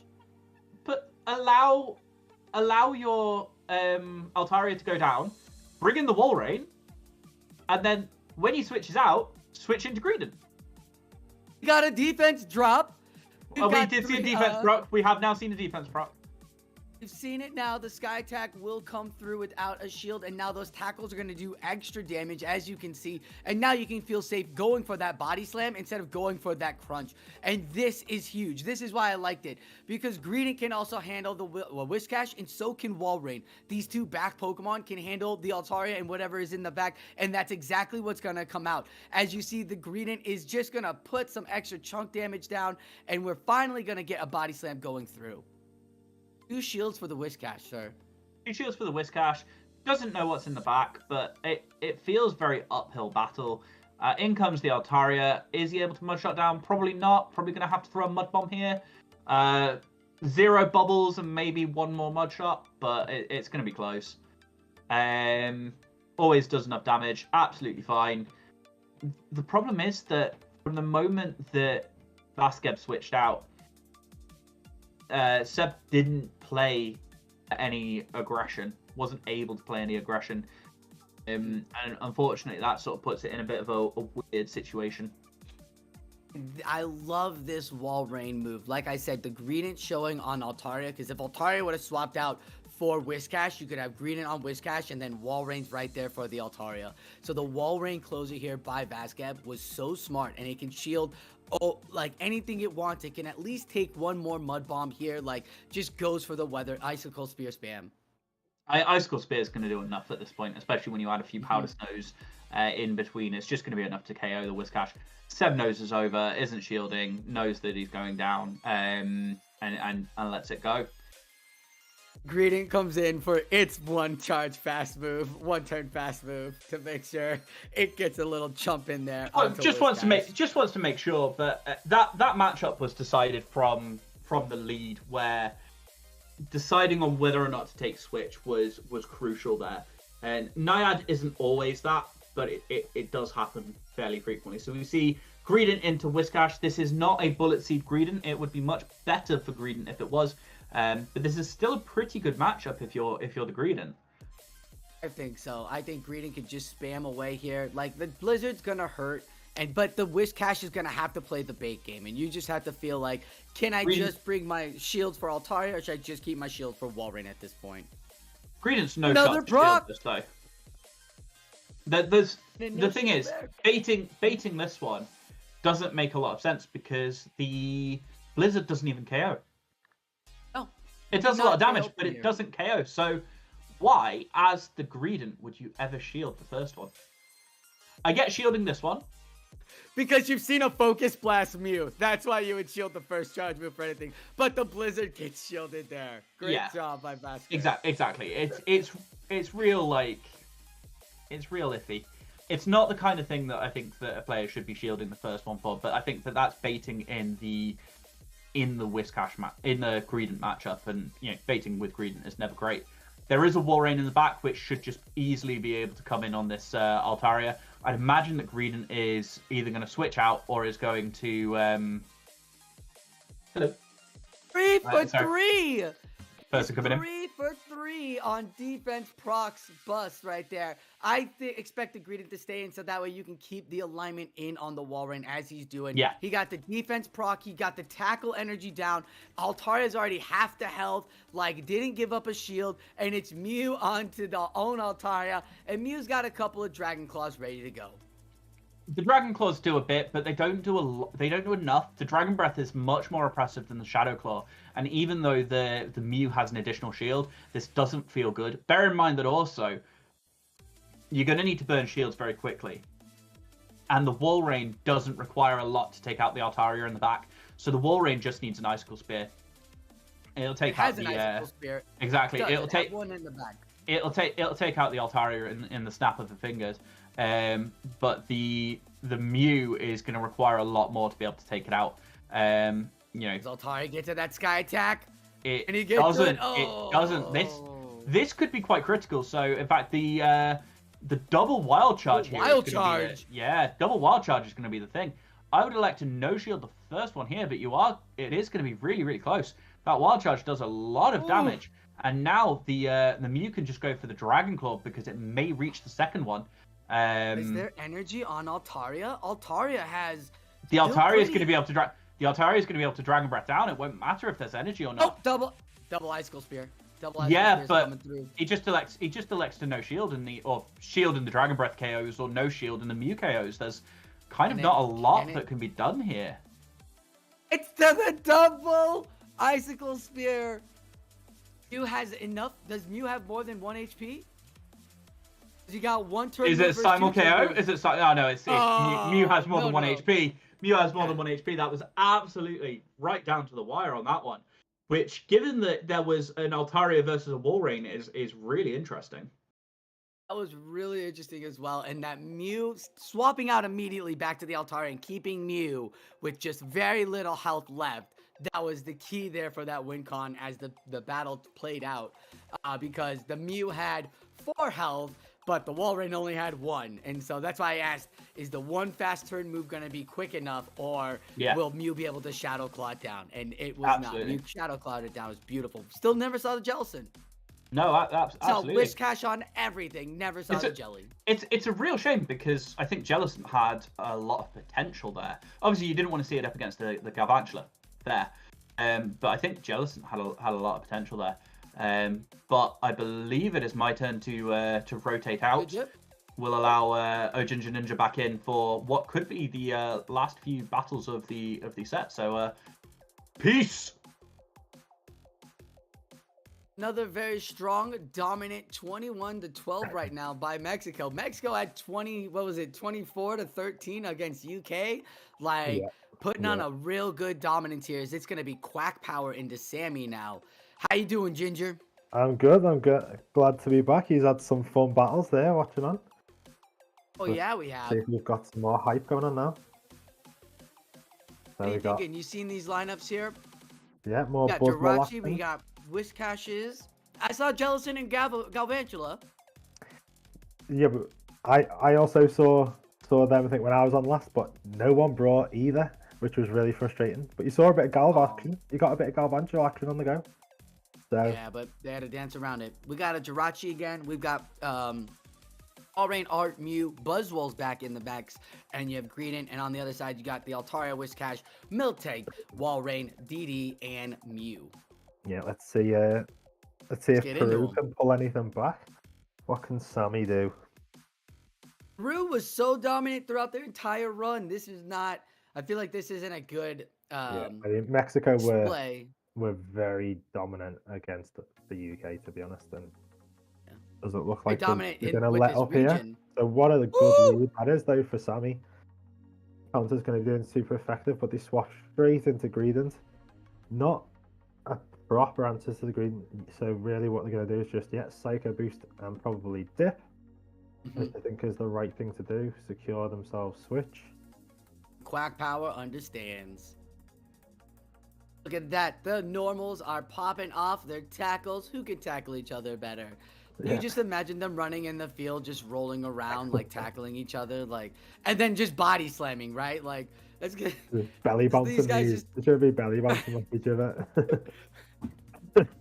Just having a grand old time, and then you find out at the end that you won or you lost. Like, you don't know. It's just all this cuteness. These heavy, thick, normal types body slamming away, tackling each other as the next body slam comes in on the Greedent. Will we get a shield to keep Switch? No, we will not. We will say goodbye to Miltank's got quite a bit of energy as well, so whatever comes in, I mean, Mew can't really come in because he can't Shadow Claw down. So I'd assume Walrein comes in. And it's whether or not they want to be aggressive and go for a full farm down here. Which I think is probably the play. Yeah, you don't know whether or not Miltank has that Thunderbolt, so the shield comes. Yeah. Ooh. But it's obviously running Ice Beam, but we can see that and they can't, so I think it's a good shield, to be honest. I think it's one of them, innit? You've got to be careful. You got to start using your shield at some point. Right, and last thing you want is an Altaria to come out after you take a Thunderbolt and farm you down. But DD was actually there to do that as well. So here comes DD. He's going to take some of these Icicle Spears now. As Sammy's not going to shield, thinking, I'm not worried about an Earthquake. Two shields, immediate swap into Mew, and immediate swap into Whiscash. Yeah, a two-shielded Whiscash is going to be too much for this Mew. Especially when they've got Wild Charge and Dragon Claw. They're not going to be able to threaten the Whiscash enough, I don't think. No. But the Whiscash putting on the Mud Bomb, I believe that Quack Power understands the situation, and look at that, gets the Dragon Claw off before the Mud Bomb comes through. Yeah. And fielding the Daddy Cat. What's up? They're having as much health as they can. Yeah. But here's the thing, the Mud Bomb, would it take out the Mew from here? It's the shield. We're not going to find out because we got the last shield. Can we get to the double Wild Charge? Goes for the Dragon Claw, gets it first. Is there a chance to swap out? This is going to be huge because the Mud Bomb was ready. Do you try and if Switch is up? Oh, it's a CMP, I think. It's the Dragon Claw. Holy moly! How much will a Mud Bomb do in return, though? I think that's the thing. They can't swap out the Switch Lock because of the CMP tie. They can't get out of there, so if they could have, it could have been a different game. Mud Bomb did everything Mud Bomb did. A Psycho Boost comes Psycho immediately. Should be enough here. Already needed to be able to throw an Earthquake and then an Icicle Spear for the Whiscash in order to win, and it does not look like that is going to be the case. GG's to Sammy. Really well played by Sammy there, leading the DD. The Psycho Boost and dip in the lead against their Switch. Just securing their alignments, and they just did what they had to do, and Whiscash was just pretty clutch there as well. Yeah, I wonder if Quack Power will put in Buzzwole lead. Yeah, there we go. Buzzwole lead right into Miltank. Oh, what a lead that is from Quack Power. Yeah, the adjustment there to bring in the counter user onto the Miltank, but the immediate swap into the DD, and DD doesn't want to see Buzzwole either. Neither of those Pokemon do, so now Quack Power has that information, could absolutely just shield Buzzwole and keep it alive. Yeah. Or swap out now. Yeah, Quack Power realising that Sammy likes their DD, and they've got a couple of pretty good answers to it here. There's going to be nowhere to go for that Miltank. And then also Quack Power's got Wall Rain, so there's nowhere to go for Sammy's Altaria as well. I think just a pretty good team read from Quack Power in response to their Game 1 loss against Sammy, I think. Yeah, absolutely, and just gonna allow the Psycho Boost, the debuffed Psycho Boost already. Remember, the first attack debuff, then a Psycho Boost debuffed it again. So this is triple debuff Psycho Boost, not doing anything. So Green it now just sitting pretty with all of that energy and getting ready to just spam it off onto this cow. Yeah. Rolling around in the field again, this chunky, bouncing their bellies Pokemon. off each other again. Right? Great adjustment, like you said, by Quack Power to lead with that Buzzwole first, because it was the DD there, and that Buzzwole can handle DD, Miltank, Wall Rain really well, and that Mew. So Buzzwole coming in now and putting on that bug pressure. Tapping for the body slam, but not getting it. But I don't know how much that's going to matter, whether or not they got that off. They come in with the Buzzwole, I assume. It would have been a shield for sure. It would have been a shield for sure and gotten you in a shield position with the Buzzwole. Yeah, I mean, the Buzzwole just going to shield the first body slam. Yeah, we saw a match earlier where a Buzzwole super powered an Altaria for the win, but we'll see whether we get to see that again. Hey, thank you for the follow. We're getting debuffs, we're getting Icicle Spears, it's getting chilly out. This Altaria is feeling the weather that the rest of us in the US are. Yeah, go for it. If this doesn't get shielded, if this doesn't get shielded, it could be interesting. Does the debuff happen? No. And that is it. It looks like you got to go for double. You got to throw those Icicle Spears. Yeah, I was going to say, the Altaria has to commit to the farm down. And they Dragon Breath snipe before they get the other Icicle Spear off? No. Oh, I thought it went through too to take out that Wall Rain. It does not. The second Icicle Spear comes through. And now the Miltank's just got to do its small bit. Has a body slam ready to go, but it is the punching, countering down Buzzwole. Yeah, and they've got shield, so stuff for safety. And then Quack Power levels it up between themselves and Sammy. Just so we're all aware, I called a power-up punch on a Buzzwole at one point. So I heard someone have it on their team while you guys were setting up. So yeah. Awesome. Someone was power punching right through. It was quite impressive. I didn't think the power punch was the way to go, but it's definitely an interesting one. So this is an interesting lead anyway. So I made the adjustment game 2. Now it's leading on to game 3. Go for it. But look at that. They've got the Buzzwole in the back, and if you look at Sammy's backline, Power, you would say, is looking pretty good right now. Obviously, these Dragon Claws are going to spam away, but you're never really feeling too threatened as the Altaria from the non-stab of them Dragon Claws off Mew. And as you see, Mew is forced to shield with these Sky attacks because they do chunk. That Dragon Breath adds up, trying to make a catch, doesn't get it, but the Wild Charge is still going to come through. Greedent can take it. Greedent no feel it. Greedent don't care it. Yeah, it ain't no focus blast. It's not. It's like, yeah, no, it's just a wild charge. And this is why Focus Blast success rate is pretty high up there, because you can get away with it since Greedent no care. Yeah. The next body slam lands on the Miltank, and we're back rolling around in the field, Ninja. Let's get those bellies bobbing up. We love it. We love to see it. I mean, love it. Really, I think Sammy is really in danger of Quack Power's Buzzwall sweeping here. We'll have to see how this is going to play out.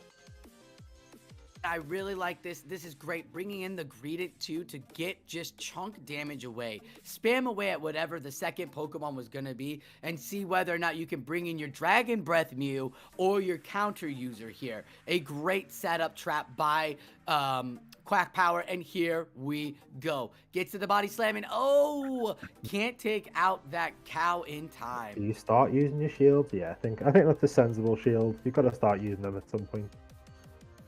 You got Mew and DD in the back. Yeah, maybe they know. Maybe they've realized that it really is their win con. Here's the thing, that Mew left with so much energy, so you've got to understand and remember the shield that you need to give up and how to play around it. Because if you don't do it right, the Mew can wombo combo and come in, and that is what I'm talking about. The catch right there.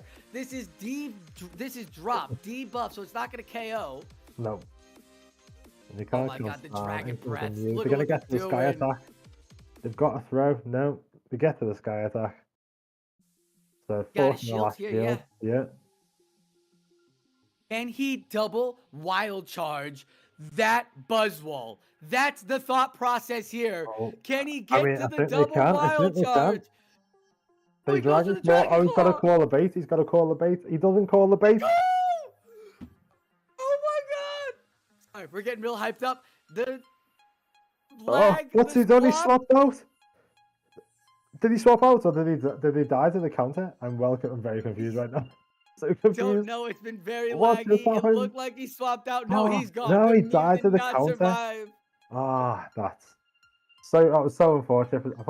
I thought that game was over, like, so much earlier on than it was, and Sammy did so well to claw that back. It was so unfortunate. Really well played. The energy play in this meta, like, allows you to stay here in the meta. We both called it. We're like, Altaria against that Wall Rain. We've seen it numerous amounts of times. Or the Buzzwole. Sorry, the Buzzwole against those Psychics. Like, we've seen this situation line up. Now, if it was a Scissor, different story. But the Buzzwole with the counter, right? Getting able to counter down a punch through there. Having Sammy recognize that and building up to 2 Wild Charges. And then not being able to get it's just gotta be so tough.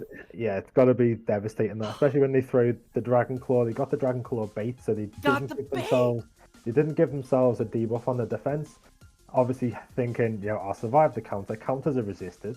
But Buzzwole's attack is so high, it just countered through that Mew. Ridiculous.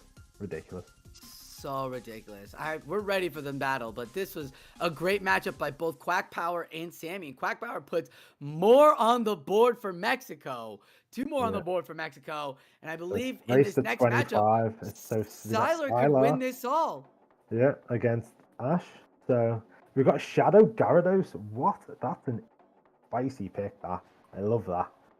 Nice little Altaria counter. This tournament, I absolutely. Yeah, good. We've only seen one Galvantula. I'd absolutely be so happy to run Gary in this. I mean, I think Gary is a really, really strong pick actually for Ash.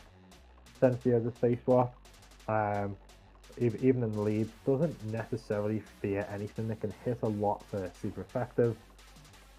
Even hangs a bit with the wall range. So I think we'll see a lot of Shadow Gary. I think you've got to. Sylar's the Focus Blast Mew? Sylar? Is that the Focus Blast Mew? I don't think so. I can't remember. I think that was someone else. Wasn't that Eduardo? I think it was Eduardo, right? There's like 2. I thought first 2 that I did, either Sylar or Eduardo. Yeah. We'll find out again. We'll find out right now as we're going to get into these matchups. So But Shadow yeah, no, I Sizer really against Shadow Gyarados hype. Is that the leads? Are those going to be the leads? Because Shadow Sizer feels really good as a lead. But with no Galvantula, like Shadow Gyarados should be there's the Gyarados. dominating. And there it is, the Greedent. No. No Bullet Seed though, so that's still really good for the Gary. But the tackles are going to oppress that Shadow. As you can see, the health on Gary going down, but it's got the Aqua Tail. The tankiness of this Galvantula isn't going, or Galvantula of this Greedent isn't going to matter with the Dragon Breath. Yo, God, don't we all? A Shadow Galvantula, that Gary would be chunked down in five volt switches. Yeah, and as the Gary, you have to shield. Oh, what a catch! Oh, what a catch! You love to see them. Thanks so much energy there as well on the Gyarados. I really like that play. Now Greedent is just such a good safe swap. They swap in DD as well, which isn't really an answer to Greedent, but because of that body slam chip, it does make it a little bit easier for the DD to deal with it. Yeah, even if it defense drops, like you can still take this out before that body slam if you throw. If you throw, you can take it out. You gotta you gotta at least throw once, right? Because Yeah. usually you can throw and you gotta farm down, but it still gets that last body slam. I feel like Styler doesn't. just goes 2 shields on their Shadow Sizer, to be honest. Yeah. I think they've With got the energy from the. They've got 2 thick boys with the DD and the Greedent, and then they just go full 2 shields on the Shadow Sizer, hoping that it can sweep. Because obviously you need to remember about all that energy on the Gyarados as well. It's got nearly 2 crunches on the Gyarados, I believe. It's going to allow all the energy. Tails, so. Allow all the energy to go on this Wormadam now too. The Wormadam now had built up a bunch of energy farming down that Greedent, or farming down. Come in with the Sizer, because obviously it's resisting all the moves, but even then it's still got a shield because Shadow Size is so squishy. And I think that this Gyarados would hold the key as they swap in as well, and they throw a crunch, forcing the second shield from Siler. And if they get a defense drop here, then Gyarados is gonna go off. They swap out very cleverly just to negate that from happening. And good counting as well from Ashley for the Aqua Tail, just as Greedent's getting to that body slam, so they don't have to waste their shield. And I think they get to a move against the Shadow Sizer still as well.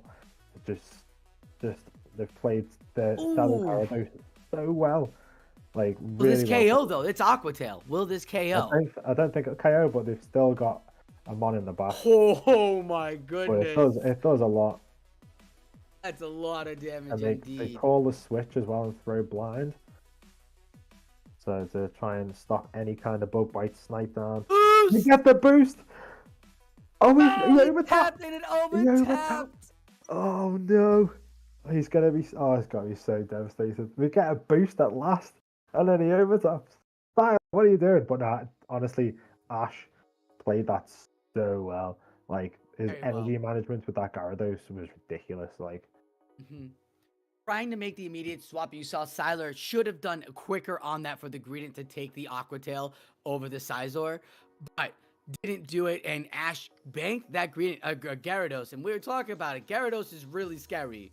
Gary's absolutely scary, and Siler again makes a call on the lead. Yeah, but it's quite a neutral lead, I think, in this respect. But we'll see how players want to play it, because it depends on how many shields they want to use or whether they even want to stay in this matchup. Because obviously Greedent's got that crunch, which is super effective and does quite a chunk, especially with them tackles. And now all it needs is the body slam as well. So, and we're going for a Psycho Boost. Are they going to dip? Is Siler going to Psycho Boost and dip? 2 Psycho Boost. It seems like a Psycho Boost and dip situation. No. Okay, there it is. Yeah, they do. Making sure they banked on the Rock Slide for the Gyarados just in case it's in the back. It is, so that's a good play. This is not good for Siler right now. They answer the Greedent safe swap with Worm. So, Wormadam Trash should be able to put a lot of work in here. No Altaria coming out from Siler at all. That Gyarados really putting on a bench pressure to keep that Altaria on the bench. Yeah. Rightly so. I think that, especially after game 1 with Ash showing he's not afraid to use it and he's good with it, that just makes you think, yeah, I can't bring that. That would just be brutal. Ash gets the D drop and not enough. Not enough. But so secured switch. What's he do? He's Oh, got to it's come gonna in with the shadow sizer surely and start trying to ramp up Mhm. on energy. They're not going to get to the move. Oh, yeah, they die with it. Ooh, So so that was a bold call. Gonna go see, make sure he overtaps one just to make sure there's not a catch, because this Gary and him are tied up now with 2 shields a pop. He's got extra energy. Will he proc? If he procs, he goes off. Oh, No, yeah, does yeah. not proc. Those bullet punchers are going through. He's got another Night Slash to try to proc again. Finally gets the last shield from Ash Pokemon. Yeah, I think unfortunate issue for Ash is that the shadow size is just going to outpace. And similar to the last game, Silas just 2 shield in his shadow sizer, but this time it's going to pay off.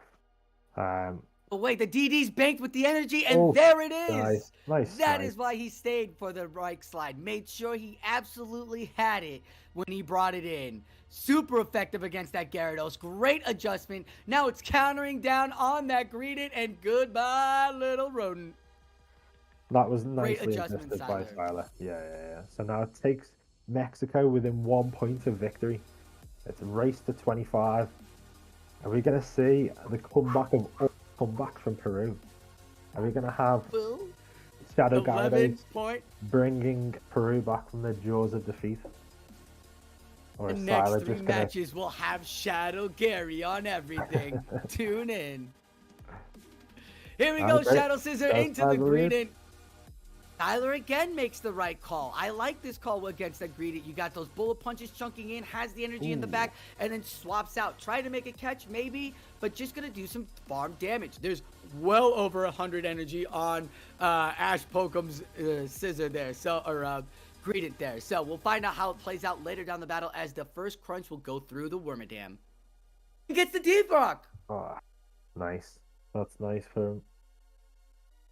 I just think that energy on the Shadow Sizer is going to pop off late game, and I think Siler's just going to do what he's done the first couple of games and just save all his shields for it and just hope that it just goes to town. And there's no Shadow Gyarados for Ash in this game. Here's a great thing too, that Wormadam is off. That DD could probably feel safe, but look at that. Ash is like, yeah, sure, it's Gary in the back. No, it's you in the back. That's a clutch by Sam. If Ash got the farm down there, then who knows, But there's a Mew in the back there, so that's really interesting there. To keep the alignment, bring the Greedent in. I would hope that he brings in the DD here. Yes, he does. That is beautiful. He makes the read. That farm down, that body slam was so big, Ninja, as it now gives Siler the opportunity to see what can happen in the back. Yeah. Right, what's he gonna do? What's he gonna choose to do? Like, he knows that this Shadow Sizer's got energy, and in it comes CMP tie. You've got to commit the shield because you've got all this energy. You need to try and do some kind of damage to the Shadow Sizer.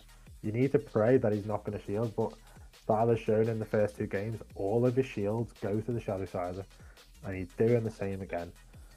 He gets a proc. He gets a debuff. That's going to be the body huge. slam He's got just to in focus time. the shield. Yeah. So he's forced the last shield then. Yeah, there's energy there. He's debuffed.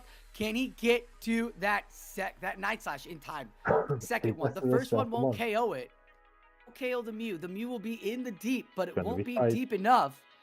It does so much damage. It does so much damage. He gets to the Dragon Claw. Is it enough?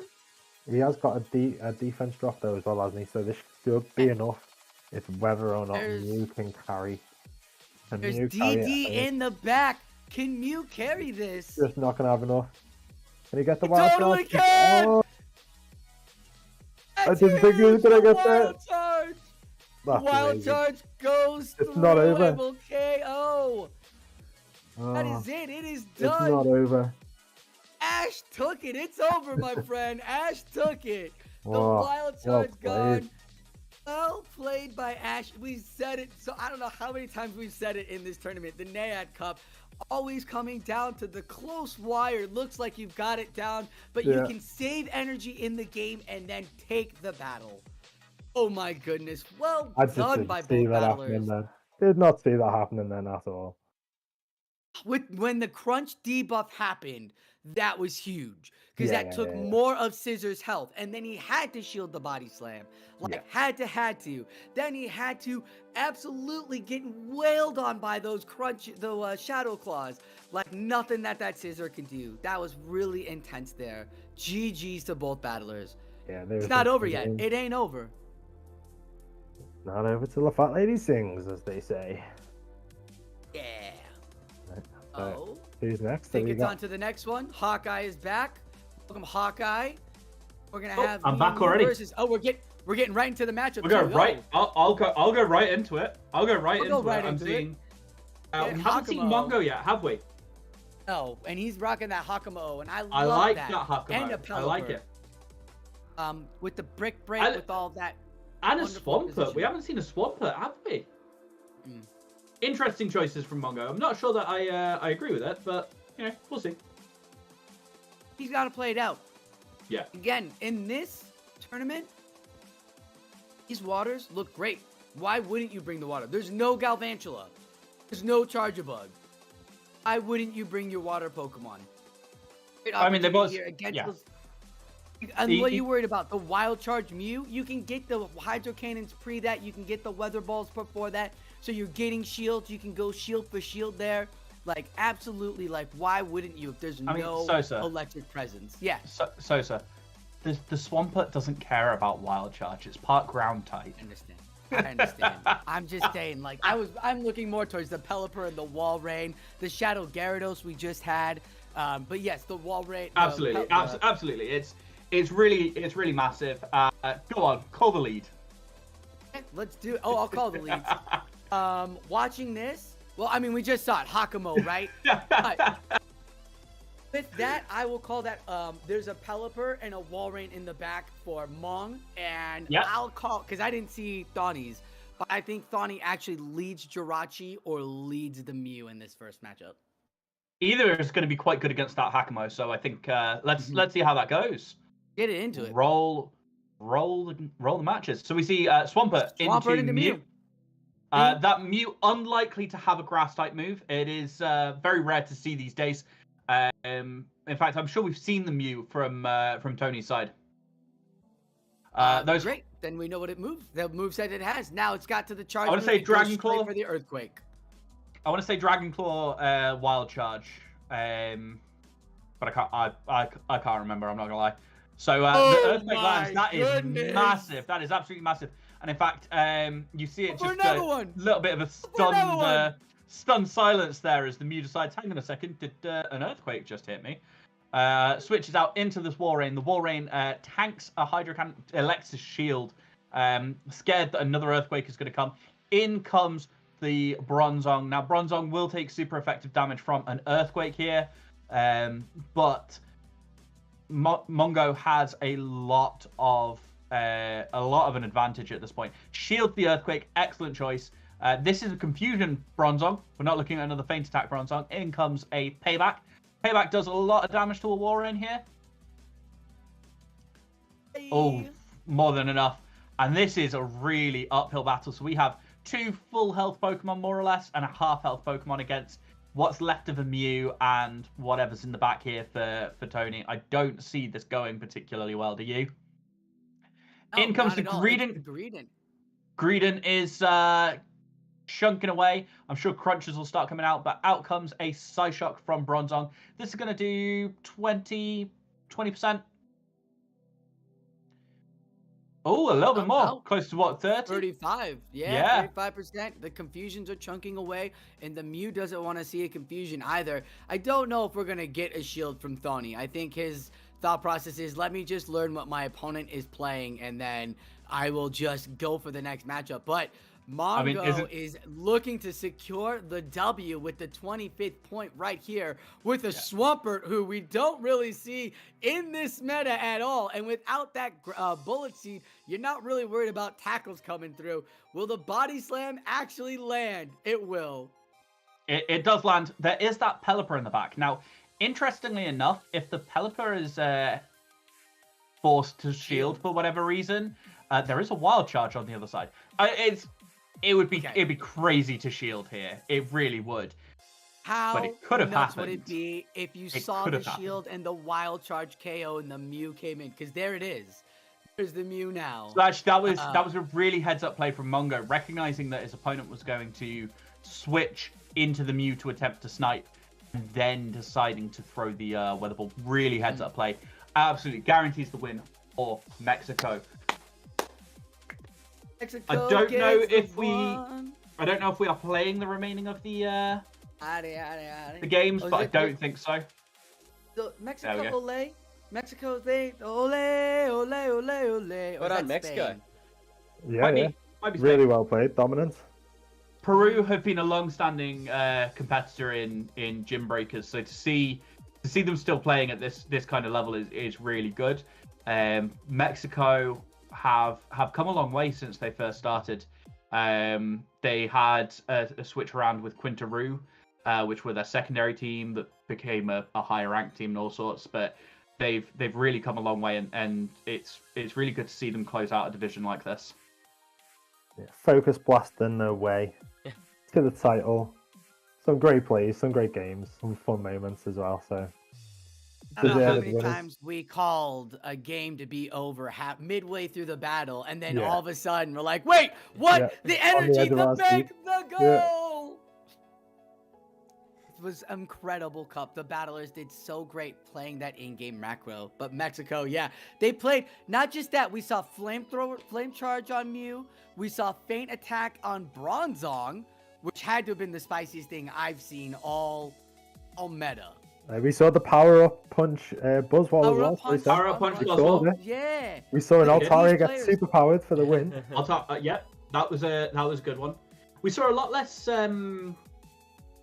wall rain play, in spite of the fact that Altaria was everywhere. There was a lot less wall rain in. There was a lot of wall rains on teams, but a lot of building around it. Yeah, I think like you pointed out, Hawkeye was a lot of people felt like they had to bring wall rain in the team, but most teams were built to bat off any kind of wall rain danger to protect Altaria, and that was how it pretty much went for most of it, I think. Alright, so before we head off, we do need to mention our sponsors once again, which is Pogo Raids. Pogo Raids have been sponsoring Gymbreakers for a long time. It's been a wonderful partnership. So if you are looking for an online tool for hosting or joining raids, you got to check out PogoRaids.com. Pogo Raids have been optimizing a fully custom raiding organization tool for over a year, with over 3,000 raids a day and over 150,000 members. You've got to try their free raiding tool. Beyond their custom raiding tool, Pogo Raiders also is a community of dedicated Pokemon Go players. Join their monthly PvP tournaments with cash prizes. Find help from some of the best players in the world, along with access to infographics and information about everything coming up in Pokemon Go. Check them out at pogoraiders.gg or discord.gg/PogoRaiders. With that, now we usually go to like plugs for the casters, but Hawkeye and Ginger Ninja, do you have much to plug? I've got my Twitter. Go follow me on Twitter. Alright, yeah, that's something. Go follow Hawkeye117 on Twitter. Same, just Twitter. It's Ginger Ninja. I'm working on a YouTube channel. I'm sort of working on my casting setup, which you'll notice. I have. The problem is every time I start doing it, something else comes up. Like I picked up FSPN, and that kind of took a lot of my attention.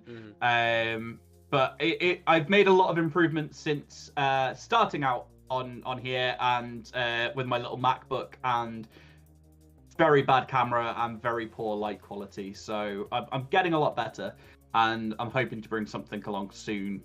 Starting a project with another friend of mine. Awesome. And I'm too lazy to do that. Excellent. So Supply, tell us about what you've been working on. Got a little thing going, little project.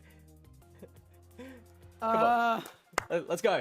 He got me. He got me. Sorry, Ninja got me. Here we are, all professionals. Like, nah, I'm too lazy. I'm guys. just content. What is content? Yeah, right. I'm Sosaflo over at Poke Battle Network. You can check me out on my YouTube. I come out with Silph metas, core teams, core builders, team building tools for you throughout the month of the meta. I also host live tournaments from Arizona and then recapping other live region tournaments, hosting from all around and keeping up with the news at with Poke News segments so that you, the battlers, know what's going on because there's so much that's happening that we don't even know about. If I have to ask people on my channel what Play Pokemon is and they're like, what is Play Pokemon? Then we have an issue here in the Pokemon community. So the Poke News is there to give you all the up-to-date of what's going on in the Play Pokemon world, in the Silph world, the GBL world, and the Gymbreaker world as well. So we are there for you, the battlers, to give you everything you want. We also have Battlers Radio, which we play podcasts of all of our favorite podcasts for battling out there. Check out Poke Battle Network on YouTube and Twitch today. Oh, that was perfectly timed. We are now rated. And thank you.